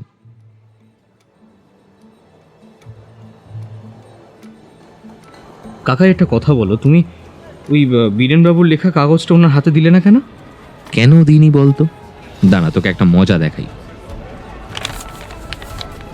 কথাটা শেষ করে চয়ন তার কাছে আসা সেই হুমকির চিঠি আর বীরেনবাবুর হাতে লেখা বইয়ের নামের তালিকাগুলো পাশাপাশি মেলে ধরল। পাপাই বড় বড় চোখ করে তাকিয়ে বলল, কাকাই, দুজনের হাতের লেখা তো পুরো সেম। হ্যাঁ, দুটো চিঠি একজনের হাতের লেখা, তাই লেখাটা সেম। মানেটা তো বীরেনবাবুই বলতে পারবেন। তাহলে চলো এক্ষুনি। না, এখন না, কিছুটা আড়ালে আবডালে থাকা ভালো রে, তাতে ক্লাইম্যাক্সটা একটু ভালো হয়। এখন অফিসার সেন আছে বলে আমি কিচ্ছু জিজ্ঞাসাবাদ করিনি। একটু পরে উনি বেরোবেন, তখন আমি গিয়ে আলাদা করে কথা বলে নেব। আমি থাকবো না তোমার সঙ্গে? আরে তুই তো আমার ছেলা, বিরিয়ানির আলু যেরকম সেরকম তুই ছাড়া আমার গল্পও হচ্ছে বিস্বাদ। কাকাই, ফুচকা খাবে? দাঁড় করা মালটাকে। চ চ চ চ। তারপর চয়ন আর পাপাই মিলে ফুচকা খেতে ছুটল। বেশ কয়েক ঘন্টা পরে মিস্টার সেনের গাড়ি থানা থেকে বেরোলে চয়ন আবার থানায় ঢুকল। বীরেনবাবু। মিস্টার চ্যাটার্জি যে, এর মধ্যেই বইগুলো জোগাড় হয়ে গেল? দেখুন, প্রথম দিন থেকেই আপনাকে বিশ্বাস করে আমি কেসটা নিয়েছি। চাইলে সবটা অফিসারকেই বলতে পারতাম, কিন্তু নিজেই ভীষণ ছোট হয়ে যাচ্ছিলাম, তাই মনে হলো আপনার মুখোমুখি একবার হওয়া উচিত। আপনি তো বেশ ভালোই খেলাটা সাজিয়েছেন। মানে আপনি কি বলছেন? না, আমি তো কিছুই বুঝতে পারছি না। এই চিঠিটা দেখুন, তাহলেই বুঝতে পারবেন। এই চিঠিটা হুমকি চিঠি হিসাবে আমার ফ্ল্যাটে ফেলে দেওয়া হয়েছিল সেই দিনকে, যেদিন মিস্টার ধনরাজ মারা গেলেন। আমি ভেবেছিলাম ওদের বাড়ির কেউ এই কাজটা করেছে, তাই সবার হ্যান্ডরাইটিং চেক করতে বসেছিলাম। কিন্তু শেষে তো দেখছি আপনিই চিঠি লিখেছেন। এটা আপনার হাতে এলো কি করে? এটা তো আমার লেখা। মিস্টার চ্যাটার্জি, আমার কথা বিশ্বাস করুন। নিজের ভালো পাগলেও চায়। আমি এমনটা কেন করব? হ্যাঁ, এটা সত্যিই চিঠিটা আমার লেখা। আমি চিঠি বেশ কয়েকদিন আগে লিখেছিলাম অন্য একজনের উদ্দেশ্যে। আমার এই চিঠি সেখান থেকে সরিয়ে আপনাকে পাঠানো হয়েছে। এটা আমাকে ফাঁসানোর জন্য। আপনি বুঝতে পারছেন না? বেশ, আপনার কথা আমি বিশ্বাস করতে পারি, কিন্তু একটা শর্তে। আপনি এমন চিঠি কাকে লিখেছেন নামটা বলুন। দেখুন, আপনি যত চুপ করে থাকবেন তত আপনার জন্য কিন্তু বিপদ। বলুন চৌহান বাবু, মুখ চুন করে আর লাভ নেই কিন্তু। হ্যাঁ বলছি। আমি কিন্তু কারোর নাম কানে শুনতে পাচ্ছি না। কানে কি ধুলো জমলো বলতো? সুজয়কে। আমি সুজয়কে এই হুমকি চিঠি নিজে হাতে লিখে পাঠিয়েছিলাম। সুজয় মানে মিস্টার ধনরাজের সেক্রেটারি? ওকে কেন আপনি হুমকি দিয়েছিলেন, কি কারণে? আপনি তো জানেন, একটা পুরনো ঘটনা থেকে গোবিন্দর সঙ্গে আমার শত্রুতা শুরু। তাই আমি সুজয়কে গোবিন্দর অফিসে পাঠিয়েছিলাম টেন্ডারের বিভিন্ন কোড জেনে আমাকে বলার জন্য। কিন্তু ওই অফিসে গিয়ে সুজয় বদলে গেল। ও আমার সঙ্গে বিশ্বাসঘাতকতা করতে শুরু করলো। ধনরাজ হয়তো সুজয়কে বেশি টাকা অফার করেছিল, তাই ছেলেটা পুরো ঘুরে গেল। কোনো খবরই আমাকে দিত না। তারপর বেশ কিছুদিন আগে আমার হাত থেকে যে টেন্ডারটা মিস হয়, আমি জানতে পারি সেটার পেছনে ওই সুজয়ের হাত আছে। ও আমার অফিস থেকে আমাদের অফিসিয়াল তথ্য জেনে ওখানে লিক করেছিল। ওই দিন বিকেলে আমি সুজয়কে এই চিঠিটা লিখি। ঝোঁকের বসেই লিখেছিলাম, আপনি খোঁজ নিয়ে দেখবেন আমি ওর বা ওর ছেলের কোনো ক্ষতি করিনি। আচ্ছা, আপনাদের শত্রুতাটার কিসের থেকে জানতে পারি? বিষয়টা ভীষণ ব্যক্তিগত মিস্টার চ্যাটার্জি, আমি বলতে চাই না। তবু আমি জানতে চাই। আজ থেকে প্রায় 10 বছর আগে আমার অফিসে নীলাঞ্জনা বলে একজন নতুন মেয়ে কাজ করতে আসে। আমি তাকে কাজে রাখি আর ধীরে ধীরে তার প্রতি দুর্বল হয়ে পড়ি। একটা ভালোবাসার সম্পর্ক তৈরি হয় আমাদের মধ্যে। বেশ কয়েকবার ঘনিষ্ঠও হয়ে পড়েছিলাম আমরা। আমাদের বেশ কয়েক বছরের সম্পর্ক গড়ে ওঠে। এরপর যখন বিয়ে করবার প্রস্তাব দিই, তখন নীলাঞ্জনা সরে দাঁড়ায়। ও জানায় ও নাকি বিয়ে করতে পারবে না। একটা ক্যাজুয়াল রিলেশনশিপে ও খুশি। আমি বরাবরই ফ্যামিলি ম্যান, বিষয়টা মানতে পারিনি, ভেঙে পড়েছিলাম। সেই সময় নেশাতেও আসক্ত হয়ে পড়ি। ধনরাজের কাকার সঙ্গেও সেই সময় আলাপ হয়। ওনার কাছ থেকে জানতে পারি নীলাঞ্জনার সঙ্গে ধনরাজের যোগ আছে। নীলাঞ্জনা আসলেই ধনরাজের পাঠানো লোক ছিল, শুধুমাত্র আমাকে মানসিকভাবে ক্ষতিগ্রস্ত করে ব্যবসার জায়গা থেকে সরিয়ে দেবে বলেই এই প্ল্যানটা করেছিল ধনরাজ। সেদিন থেকে আমি ধনরাজকে ঘেন্না করি। দেখুন, ব্যবসায়িক প্রতিদ্বন্দ্বিতা থাকবেই, কিন্তু সেটাকে যখন কেউ ব্যক্তিগত স্তরে নিয়ে চলে যায়, তখন সেটা নোংরামি হয়ে যায়। আমার সাথে ব্যবসার দিক থেকে পাল্লা দিতে না পেরে ধনরাজ যেটা করেছিল, সেটা মানুষের কাজ নয়। আচ্ছা, মৃণালী দেবী হাজবেন্ড মানে ধনরাজের কাকার মৃত্যুটা কিভাবে হয়? এটা এটা আমার পক্ষে বলা সম্ভব নয়। ওদের পারিবারিক বিষয় এতটাই ধামাচাপা থাকে যে সবটা জানা যায় না। হয়তো এটাও জানা যেত না, জানা গেল কারণ ওরকম একটা পার্টি ছিল বলে।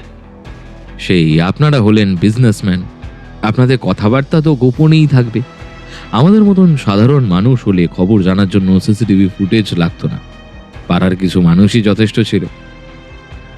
চলো ভাইবো, এখনো বেশ কিছু প্রশ্নের উত্তর পাওয়া বাকি আছে। সেদিন চয়ন থানা থেকে বেরোনোর পর বেশ গম্ভীর হয়ে রইল। তাকে এইভাবে গম্ভীরভাবে থাকতে দেখে পাপাই একটা চিকেন পিৎজা অর্ডার দিয়ে প্লেটে সাজিয়ে নিয়ে এলো তার সামনে। চয়ন মুখ ভার করে প্লেটের দিকে হাত বাড়িয়ে পিৎজাটা খেতে শুরু করলো, কিন্তু মুখ দিয়ে কোনো কথাই সে বার করলো না। খাওয়া হয়ে গেলে সে মুখে মেকআপ আর পাঞ্জাবিদের মতো সেজে মাথায় একটা বড় পাগড়ি পরে রাস্তায় বেরিয়ে গেল। বাবাই পিছন থেকে ডাকলো, কি তুমি এরম উদ্ভট সেজে কোথায় যাচ্ছ?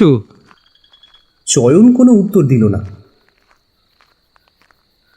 অনেক রাত্রে চয়ন যখন বাড়ি ফিরল, তখন তার ফুরফুরে মেজাজ দেখে পাপাই বুঝতে পারলো কেস সলভ হয়ে গেছে। পাপাই শুধু জিজ্ঞেস করলো, কোথায় গিয়েছিলে বলো তো? কলকাতার একটা নাম করা বাড়ি। বাড়ি? কেন? অশোক সেখানে রোজ যায়, নতুন নতুন মেয়ে মানুষ নিয়ে আর মদের নেশার টানে। তারপর একটু খরচ করতে হলো। একটা মেয়েকে বেশ কিছু টাকা দিয়েছিলাম, ভালো মতো মদ খাইয়ে পেট থেকে কিছু কথা বাইর করা গেল। তারপর গিয়েছিলাম মৃণালী দেবীর হাজবেন্ডের কিভাবে মৃত্যু হয়েছে সেই বিষয়ে খোঁজখবর নিতে। কোথায়? থানায়? না, ধনরাজের বাড়িতে, যে একটা লন্ড্রি থেকে কাপড় ধুয়ে রোজ দিয়ে আসে তার কাছে। প্রথমে তো কিছুই বলবে না, তারপর 2 বোতল বাংলা দিতে বেশ কিছু কথা স্বীকার করলো। যেমন ধনরাজের মতো তার কাকার মৃত্যুটাও স্বাভাবিক নয়। ধনরাজের কাকা মানে মৃণালী দেবীর হাজবেন্ড মদ খেয়ে ছাদ থেকে পড়ে গিয়েছিলেন।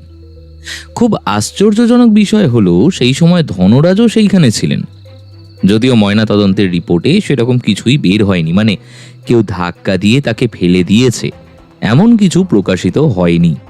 ন্যাচারাল ডেথ বলেই উল্লেখ আছে।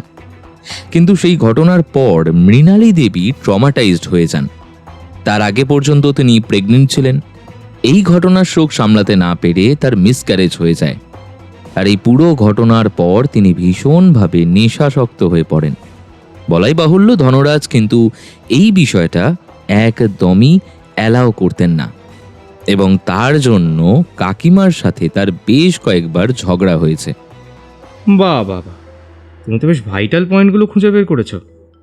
তাহলে এখন সন্দেহের নিশানায় একজন হচ্ছেন মৃণালী দেবী, 2 অবিনাশ, আর 3 সুজয়, তাই তো?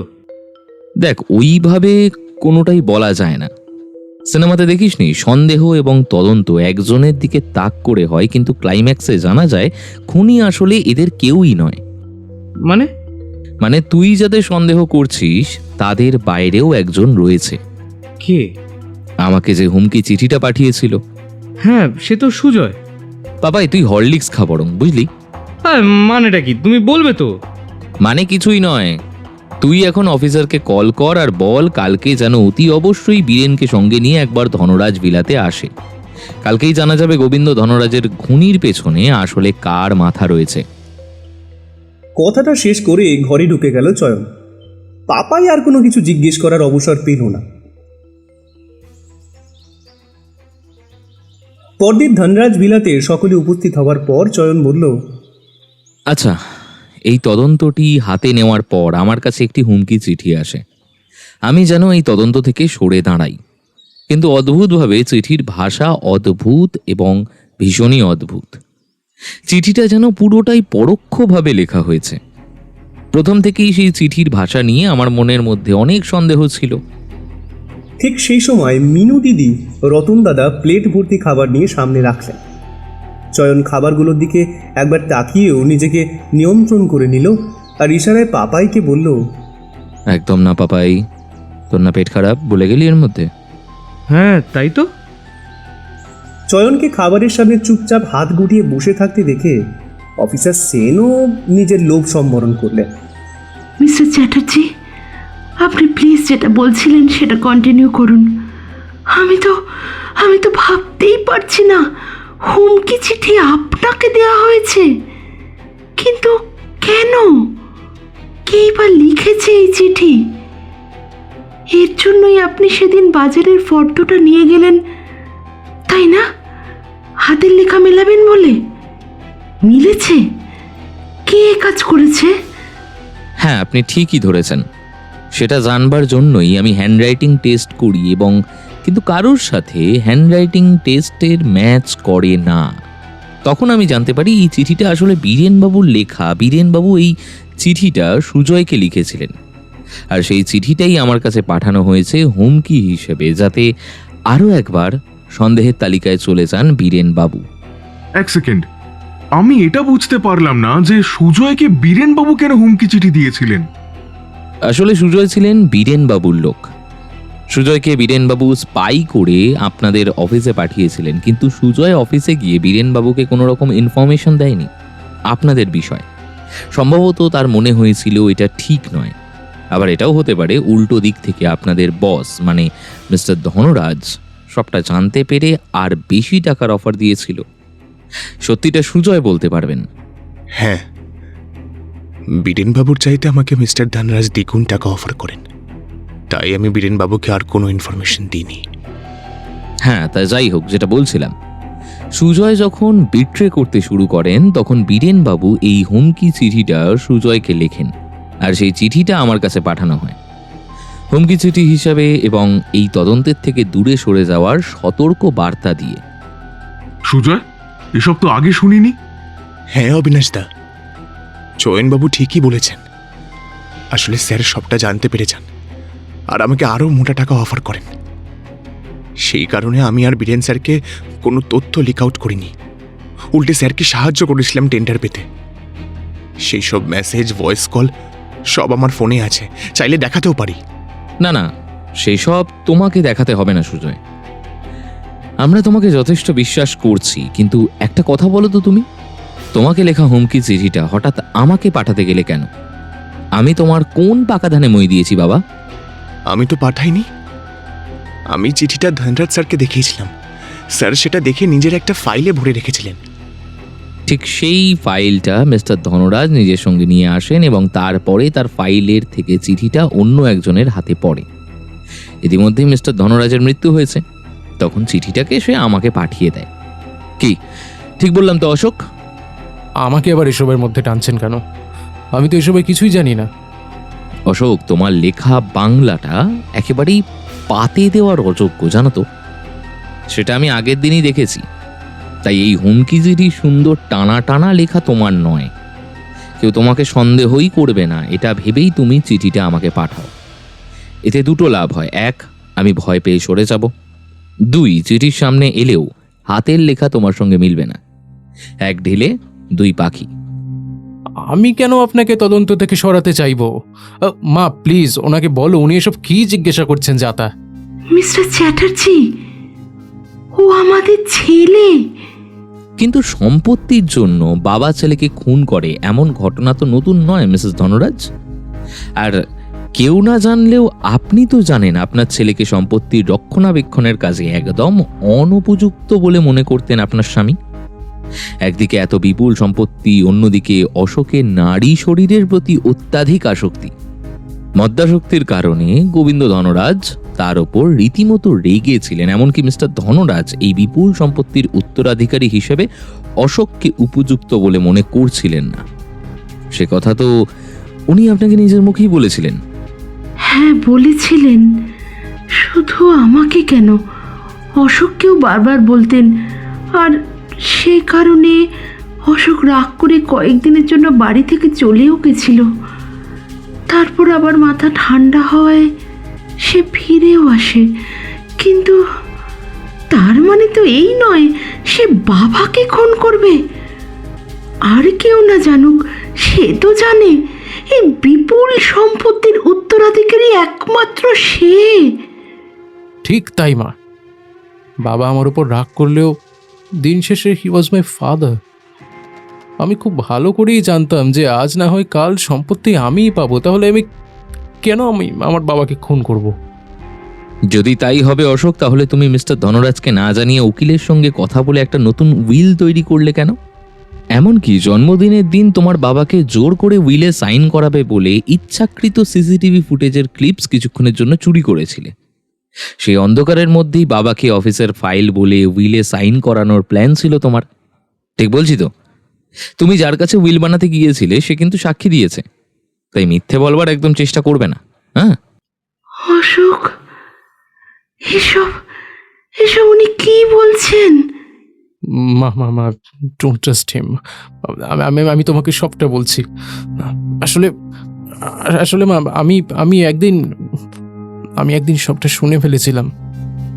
বাবা যে আমাকে বিশ্বাস করতো না, অযোগ্য মনে করত, সেই কারণে তোমাকে ডক্টরের কাছে নিয়ে গিয়েছিল, সেটা আমি জানতে পেরেছিলাম। একদিন ডক্টর ফোন করেছিলেন, তখন আমি ফোনটা ধরি। তখন আমার মনটা ভীষণ খারাপ হয়ে যায়। আর আমি তখন বাধ্য হই ভাবি বাবাকে না জানিয়ে অন্ধকারের মধ্যে অফিসের ফাইল বলে উইলে সাইনটা করিয়ে নেব। 1 সেকেন্ড, আমি এই বিষয়টা ঠিক বুঝতে পারলাম না। ডাক্তারের কাছে মিসেস ধনরাজকে নিয়ে গিয়েছিলেন, তাতে তোমার মধ্যে সম্পত্তি হারানোর ভয়ই বা এলো কেন? কারণ অফিসার এই ডক্টর প্রসূতি বিভাগের বিশেষজ্ঞ ছিলেন। 46 বছর বয়সে আবার স্বাভাবিক প্রতিক্রিয়ায় মিসেস ধনরাজ মা হতে পারবেন কিনা তার জন্যই ওনারা ডাক্তারের কাছে গিয়েছিলেন। আর এই পুরো বিষয়টা পরিবারের সবার আড়াল থেকে করে রাখা হয়েছিল। কিন্তু অশোক সবটা জানতে পেরে যায়, আর তারপরেই বিশ্বাস করুন, খুনটা আমি করিনি। হ্যাঁ, আপনি ঠিকই বলেছেন। আমি স্টিল ছবি রেখে কয়েক সেকেন্ডের জন্য ইনভার্টার লাইট সব কিছু বন্ধ করে দিয়েছিলাম। বাবার সঙ্গে কথা বলতে চাইছিলাম, কিন্তু কয়েক সেকেন্ডের মধ্যেই দেখলাম যে কারেন্টটা চলে এলো। আর তার থেকেও বড় একটা অদ্ভুত বিষয় দেখলাম যে আমি যে স্টিল ছবিটা সিসিটিভি ক্যামেরার ওপর রেখেছিলাম সেটাও নেই, সেটাও মিসিং। বাট আমি খুব ভয় পেয়ে গিয়েছিলাম। আমি ভেবেছিলাম কেউ হয়তো আমার পরিকল্পনা জানতে পেরে গেছে। কিন্তু তারপরে যখন বুঝতে পারলাম ওই সময় বাবাকে মেরে ফেলা হয়েছে, তখন আমার মনে হলো আপনারা হয়তো আমাকে সন্দেহ করবেন। বাট ট্রাস্ট মি, আমি বাবাকে খুন করিনি। আমি শুধু চেয়েছিলাম না জানিয়ে অফিসের ফাইল বলে অন্ধকারের মধ্যে বাবাকে দিয়ে সাইন করিয়ে নেব দলিলে, আর কিচ্ছু না। মা বলো না, আমি কিছু করিনি। বিশ্বাস করো আমাকে, আমি করিনি কিছু। কাউকে কিচ্ছু বলতে হবে না অশোক। আমি জানি খুনটা তুমি করনি, কারণ তুমি যখন সিসিটিভি ফুটেজের ক্লিপস চুরি করতে ব্যস্ত ছিলে তখন মৃণালী দেবী মিস্টার ধনরাজের স্টাডি রুমে ছিলেন এবং তাদের মধ্যে ভালো মতোই বচসা হয়েছিল, কি তাই তো? শেষবার মিস্টার ধনরাজের সঙ্গে তো আপনিই ছিলেন। বলুন মৃণালী দেবী, কেন খুন করলেন আপনার ভাসুরপোকে? কি কারণে? বলছি বলছি প্রথমে প্রথমে ও আমার থেকে নেশার জিনিস কেড়ে নিয়ে জানলা দিয়ে ফেলে দেয়। তখনই আমার মাথাটা গরম হয়ে যায়। তাছাড়া আমি জানতে পেরেছিলাম আমার বরের মৃত্যুটা কোনো দুর্ঘটনা ছিল না। গোবিন্দ ওর কাকাকে বেশি করে মদ খাইয়ে ছাদের ধারে নিয়ে গিয়েছিল, কারণ ও নাকি কোম্পানির কি একটা কথা বীরেনকে বলে দিয়েছিল। তাই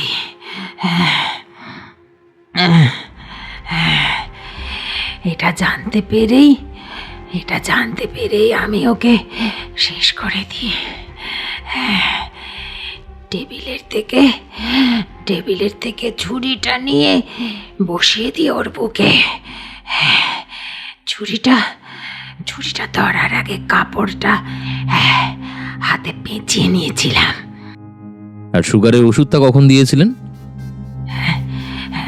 কিসের ওষুধ অফিসার? আমি কোনো ওষুধ দিইনি তো। আমাকে একজন বলল গোবিন্দ আমাকে ডাকছে। আমি নেশার জিনিসটা হাতে নিয়েই ওর স্টাডি রুমে যাই। তখন গোবিন্দ রেগে গিয়ে আমাকে বলে, কাকিমা আবার তুমি নেশা করেছো? বেশ করেছি। তোর টাকা নাকি রে? হ্যাঁ, আমার বরেরও ভাগ আছে এতে। বড় এসেছে আমাকে শেখাতে।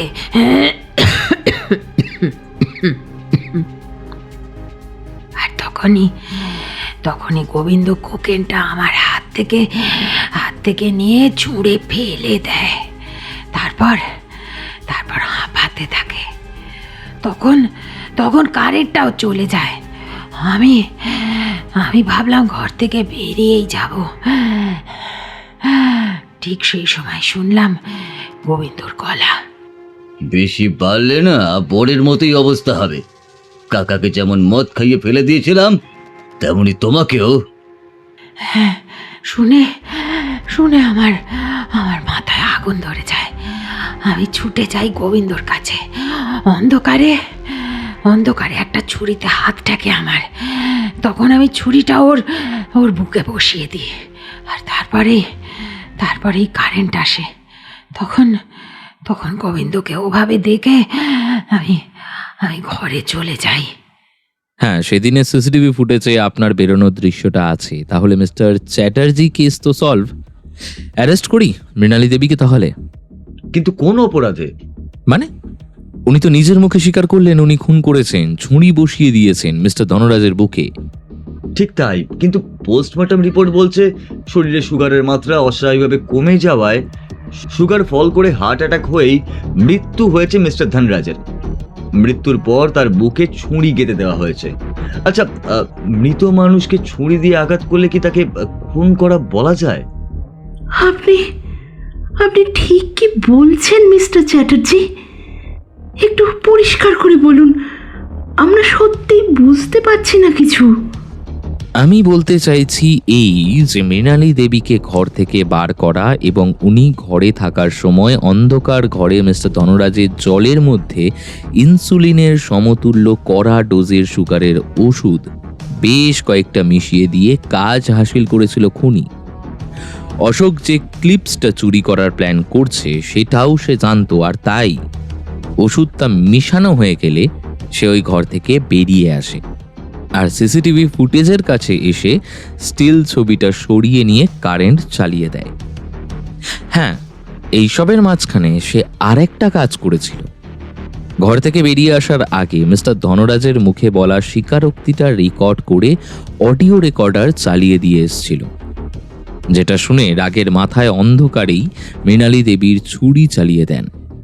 মৃণালী দেবী ছুরি চালানোর সময় ধনরাজবাবু কোনো চিৎকার করেননি, কারণ আগে থেকেই তিনি মৃত ছিলেন। আর ধনরাজ যখন হার্ট অ্যাটাকের কারণে যন্ত্রণা পেয়ে চিৎকার করছিলেন, তখন সেই আর্তনাদ মৃণালী দেবী ঘর থেকেও শুনতে পাননি, কারণ ওই অডিও রেকর্ডারটা যেটা ওই খুনি সেট করে রেখেছিল সেটার জন্য। অডিও রেকর্ডিংয়ে যখন শোনা যাচ্ছে ধনরাজের গলা, তখন বাস্তবে ধনরাজ বুক টিপে চিৎকার করছেন। কিন্তু কাকাই, আমরা তো ওই অডিও রেকর্ডারটা ঘরে ঢুকে কোথাও পাইনি। না, পাইনি। তবে ঘরে ঢুকে আমি দেখেছিলাম তাকের ধুলোর মধ্যে একটা লম্বা জায়গায় ধুলো নেই, যেন ওখানে কিছু রাখা ছিল। তখনই আমি ধারণা করি ওখানে কিছু একটা ছিল। আমার ধারণা আমরা আসার ঠিক কিছুক্ষণ আগেই কারসাজি করে রেকর্ডারটা সরিয়ে নেওয়া হয়েছে। আমি ভাবতেই পারছি না। বাবা সবসময় বলতো নেশা আর নারীর কারণে আমি নাকি অযোগ্য, কিন্তু বাবা বাবা কি না শেষমেশ কাকা দাদুকে খুন করেছে। ছি! অশোক, তবু উনি তোমার বাবা।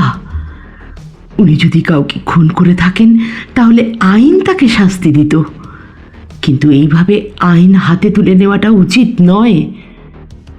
তবু যদি কাজটা কাকিমণি করতেন তাহলে আমি না হয় মানতাম মানুষটা নিজের কৃতকর্মের ফল পেল, কিন্তু এখন তো আপনি যা বলছেন তাতে মনে হচ্ছে অশোকের পরিকল্পনা এবং আমার কাকা শ্বশুরের মৃত্যুর পেছনে আমার বরের হাত।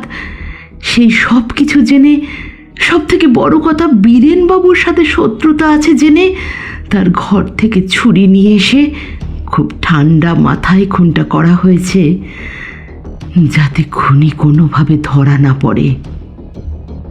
অবিনাশবাবু থেকে শুরু করে সুজয়, অশোক থেকে শুরু করে মৃণালী দেবীর দিকে সন্দেহের তীর গেলেও খুনি যাতে নিরাপদ থাকে তার সমস্ত রকম চেষ্টা করেছে, কিন্তু পারেনি। কারণ অডিও রেকর্ডারটা যখন সে সরাচ্ছিল তখন একটা সিসিটিভি ফুটেজে আমি তার পেছনের দিকটা দেখতে পাই, এবং তাতেই আমি ধরে ফেলেছি খুনিকে। ও কাকাই, প্লিজ বলো না কে। আর সাসপেন্স ভালো লাগছে না। অবিনাশবাবু। আমি কাজ করিনি। সিসিটিভি ফুটেজ দেখলেই বুঝতে পারবেন। আমি কিন্তু ক্যামেরার আশেপাশেই ছিলাম। যখন কারেন্ট চলে গিয়েছিল সেই সময়ও আমি একজনের সাথে কথা বলছিলাম, সেই প্রমাণটাও কিন্তু রয়েছে। আপনি বললে তাকে আমি ডেকে আনতে পারি। আরে আমি কি বলেছি নাকি আপনি খুন করেছেন? আশ্চর্য মাইরি, আমাকে এত ভয় পান কেন বুঝতে পারি না। আমার চেহারার মধ্যে তো ভয় পাওয়ার মতো কিছু নেই। যাই হোক, যেটা বলছিলাম, আপনি কি জানতে পারলেন আপনাদের অফিস থেকে বীরেনবাবুকে এই চিঠিটা কে দিয়েছে? না, জানতে পারিনি। কিন্তু আমি পেরেছি। বিস্তর মেকআপ করে গেলেও সিসিটিভি ফুটেজে যে ছবিটা পাওয়া গেছে সেই ছবির মেকআপ সরালেই মুখটা ফুটে ওঠে দিনের আলোর মতো। কে? রতন। রতনদা? রতনদা আমাদের বাড়িতে অনেক বছর ধরে কাজ করে। উনি কেন আমার হাজবেন্ডকে মারবেন? আর ওনার মোটিভটাই বা কি? রতন সবটা বলবে নাকি আমি বলবো? অতীতের কোন ঘটনার প্রতিশোধ নিতে আপনি এই বাড়িতে কাজে ঢুকেছিলেন? দিনের পর দিন, বছরের পর বছর ধরে বিশ্বাস্যতার সুযোগ নিয়ে আপনি আসলে এই পরিবারের সমস্ত খবর জোগাড় করেছিলেন, আর কোথায় কোন ফাঁক ফোকর আছে সেটা দেখছিলেন, তাই তো? হ্যাঁ, তাই তাই আর কি করতাম আমি? আমার বাবা শিবময় ধানুকা, তার সঙ্গে পার্টনারশিপে ব্যবসা শুরু করেছিল গোবিন্দ। তারপর আমার ভালো মানুষ বাবাকে ঠকিয়ে পুরো ব্যবসা নিজের নামে করে নিয়ে আমার বাবাকে পথের ভিখিরি করে ছাড়ে। আমার বাবা সেই শোক সামলাতে পারে না, আত্মহত্যা করেছিল। আমি তখন কলেজে পড়ি। সেই সময় থেকে নিজেকে বদলাতে থাকলাম। রোদে দাঁড়িয়ে নিজের মুখ পড়ালাম, নিজের মুখের এমন বদল আনলাম যে কেউ চিনতে না পারে যাতে আমাকে। তারপরে একদিন গোবিন্দ কাকার হাত ধরে এখানে কাজ করতে এলাম। আমি জানতাম গোবিন্দ সুগার ছিল না, আমার বাবার সুগার ছিল। শেষ দিকে ইনসুলিন নিত, কখনো কখনো কড়াডোজের ওষুধও খেত। সেই ওষুধ কিনে এক পাতা মিশিয়ে দিলাম জলে।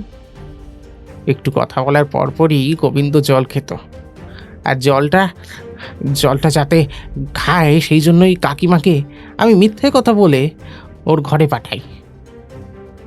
আর তারপরই ছড়িটা টেবিলের ওপর রেখে আগে থেকেই গোবিন্দর কথাগুলো অডিও রেকর্ডের মধ্যে চালিয়ে দিই। রেকর্ডটা বাজছিল বলেই কাকিমণি ঘরে থেকেও গোবিন্দর মৃত্যুর সময়কার আর্তনাদটা শুনতে পাননি। তবে রেকর্ডটা সরানোর সময় আমাকে যে সিসিটিভি ফুটেজে দেখা যেতে পারে এটা আমি ভাবতেই পারিনি। মেকআপ করে গিয়েছিলাম বীরেনের বাড়িতেও, ওখানেও যে সিসিটিভি ফুটেজে ধরা পড়ে যাব বুঝতেই পারিনি, কারণ শুনেছিলাম ওদের সিসিটিভি নাকি একদিন আগেই খারাপ হয়ে গেছে। তুমি ঠিকই শুনেছিলে, ওদের সিসিটিভি ফুটেজ খারাপ ছিল। আর এই বাড়ির সিসিটিভি ফুটেজেও রেকর্ডার সরানোর সময় তোমার উপস্থিতি দেখা যায়নি। আমি তো বীরেনবাবুর স্ত্রীর থেকে জেনেছিলাম কার্ডটা যিনি দিতে এসেছিলেন তাকে কেমন দেখতে, তারপর একটা স্কেচ এঁকে নিয়েছিলাম, কিন্তু স্কেচ দেখেও বোঝার উপায় ছিল না। তারপর এখানে যারা যারা কাজ করে তাদের সকলের অতীত জানতে শুরু করলাম। অদ্ভুতভাবে দেখলাম সকলের অতীত আছে, একমাত্র তুমিই অনাথ।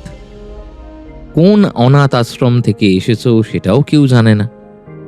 তখন একটা অনুমান করেছিলাম যে বাড়ির এত খুঁটিনাটি সবকিছু তোমার পক্ষেই জানা সম্ভব। প্রমাণ না থাকলেও সমস্ত অনুমান না তোমার দিকেই বারবার গিয়ে থামছিল, তাই একটু মিথ্যে আশ্রয় নিতে হলো। আর তুমি দেখো, তুমি নিজের মুখেই সবটা স্বীকার করলে। আপনি এভাবে আমাকে বোকা বানালেন? আর কিছু করার ছিল না গো, কারণ তুমি তো আইনকে বোকা বানাতে চেয়েছো। দেখো, মিস্টার ধনরাজ নিজের কাকাকে খুন করেছেন, আবার তোমার বাবার মৃত্যুর জন্য তিনি পরোক্ষভাবে দায়ী। তাই সমস্ত প্রমাণ একসঙ্গে করে লড়াইটা তো আর আইনিভাবেও লড়তে পারতে নাকি? কিচ্ছু হতো না। আপনি জানেন না আইন সবসময় ক্ষমতাবানদের হাতে। আমি ভাবতে পারছি না রতন কাকা, তুমি রতনদা, তোমাকে আমরা খুব বিশ্বাস করতাম, তবে বুঝতে পারছি অল্প বয়সে নিজের বাবাকে হারানোর শোকটাও তুমি নিতে পারোনি। মিস্টার চ্যাটার্জি, মিস্টার সেন, রতনদাকে আপনারা নিয়ে যান। রতনদার শাস্তি প্রাপ্য, তবু আমি অনুরোধ করব ওনার শাস্তিটা একটু কম করতে, ওনার মানসিক অবস্থার কথাটা একটু তুলে ধরতে। তুমি আমাকে বাঁচাতে চাইছো?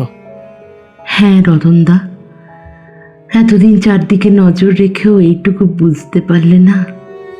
তোমাদের গোবিন্দ অন্যায়ের সঙ্গে চললেও আমি চিরদিন অন্যায়ের বিরুদ্ধে দাঁড়িয়ে গেছি।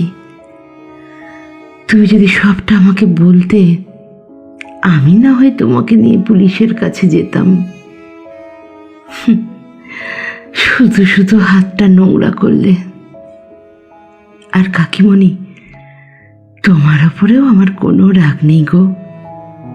নিজের বরকে খুন করা হয়েছে জানতে পারলে কারোর মাথারই ঠিক থাকে না। মিস্টার চ্যাটার্জি, আপনাকে দেখার পর মানুষ সম্পর্কে ধারণা আমার অনেকটাই বদলে গেল। আপনাকে একটা অনুরোধ করব। এতকাল বাবা থেকেও আমি ছেলেটাকে মানুষ করতে পারিনি, আর আজ তো তার বাবাই নেই। আমার ছেলেটাকে একটু গাইড করবেন, ও যেন ওর বাবার মতো প্রতারক না হয়, খুনি না হয়। কেউ যেন কখনো প্রতিশোধ নিতে ওর কাছে ছুটে না আসে। কেউ এলেও যেন ভালোবেসে আসে। মা মা মা মা প্লিজ প্লিজ চুপ করো তুমি। আমি আর নিতে পারছি না। আমি বুঝতে পারছি তোমার কষ্ট হচ্ছে। আমি কথা দিচ্ছি মা, আমি মানুষের মতো মানুষ হব, তোমার গর্ব হব। দেখো, বলছি মিসেস ধনরাজ, এতদিন এখানে এসে না কিছুই খেতে পারিনি, ওই ওই রতনদার ভয় আর কি। তা বলছি এবার একটু মানে চা হবে নাকি? হ্যাঁ হ্যাঁ, আপনি বসুন। শুধু চা নয়, চায়ের সঙ্গে টাও হবে। আমি নিজে দাঁড়িয়ে থেকে ব্যবস্থা করছি। বসুন আপনি। আমার ট্রিটটা তো এখনো বাকি আছে বীরেনবাবু। সত্যি এতক্ষণ ধরে চুপ ছিলাম। আপনি যখন বললেন আমার বাড়ির সিসিটিভি ফুটেজ থেকে দেখতে পেয়েছেন, তখন বেশ অবাক হয়েছিলাম। আপনার ক্ষুরোধার বুদ্ধি সম্পর্কে যা শুনেছি তার থেকেও আপনি বেশি। আমি চিরকাল আপনাকে মনে রাখবো, আর আপনিও মনে রাখবেন, কখনো কোনো অসুবিধা হলে আমাকে ফোন করবেন। আর কালকে ডেটটা বুক করুন খাওয়ানোর জন্য। কেন, আজ রাতেও তো চলে যেতে পারি, অসুবিধা কি? No no, it's my pleasure. সত্যি কাকাই, তোমার তুলনা তুমি। উফ, তোমাকে না, উফ, এভাবেই হাসির মাধ্যমে কঠিন পরিস্থিতিগুলোকেও লঘু করে দিতে একমাত্র তুমিই পারো। My kakai is the best. You are great, you are great kakai. চলো, কি খাবে বলো, আমি খাওয়াবো।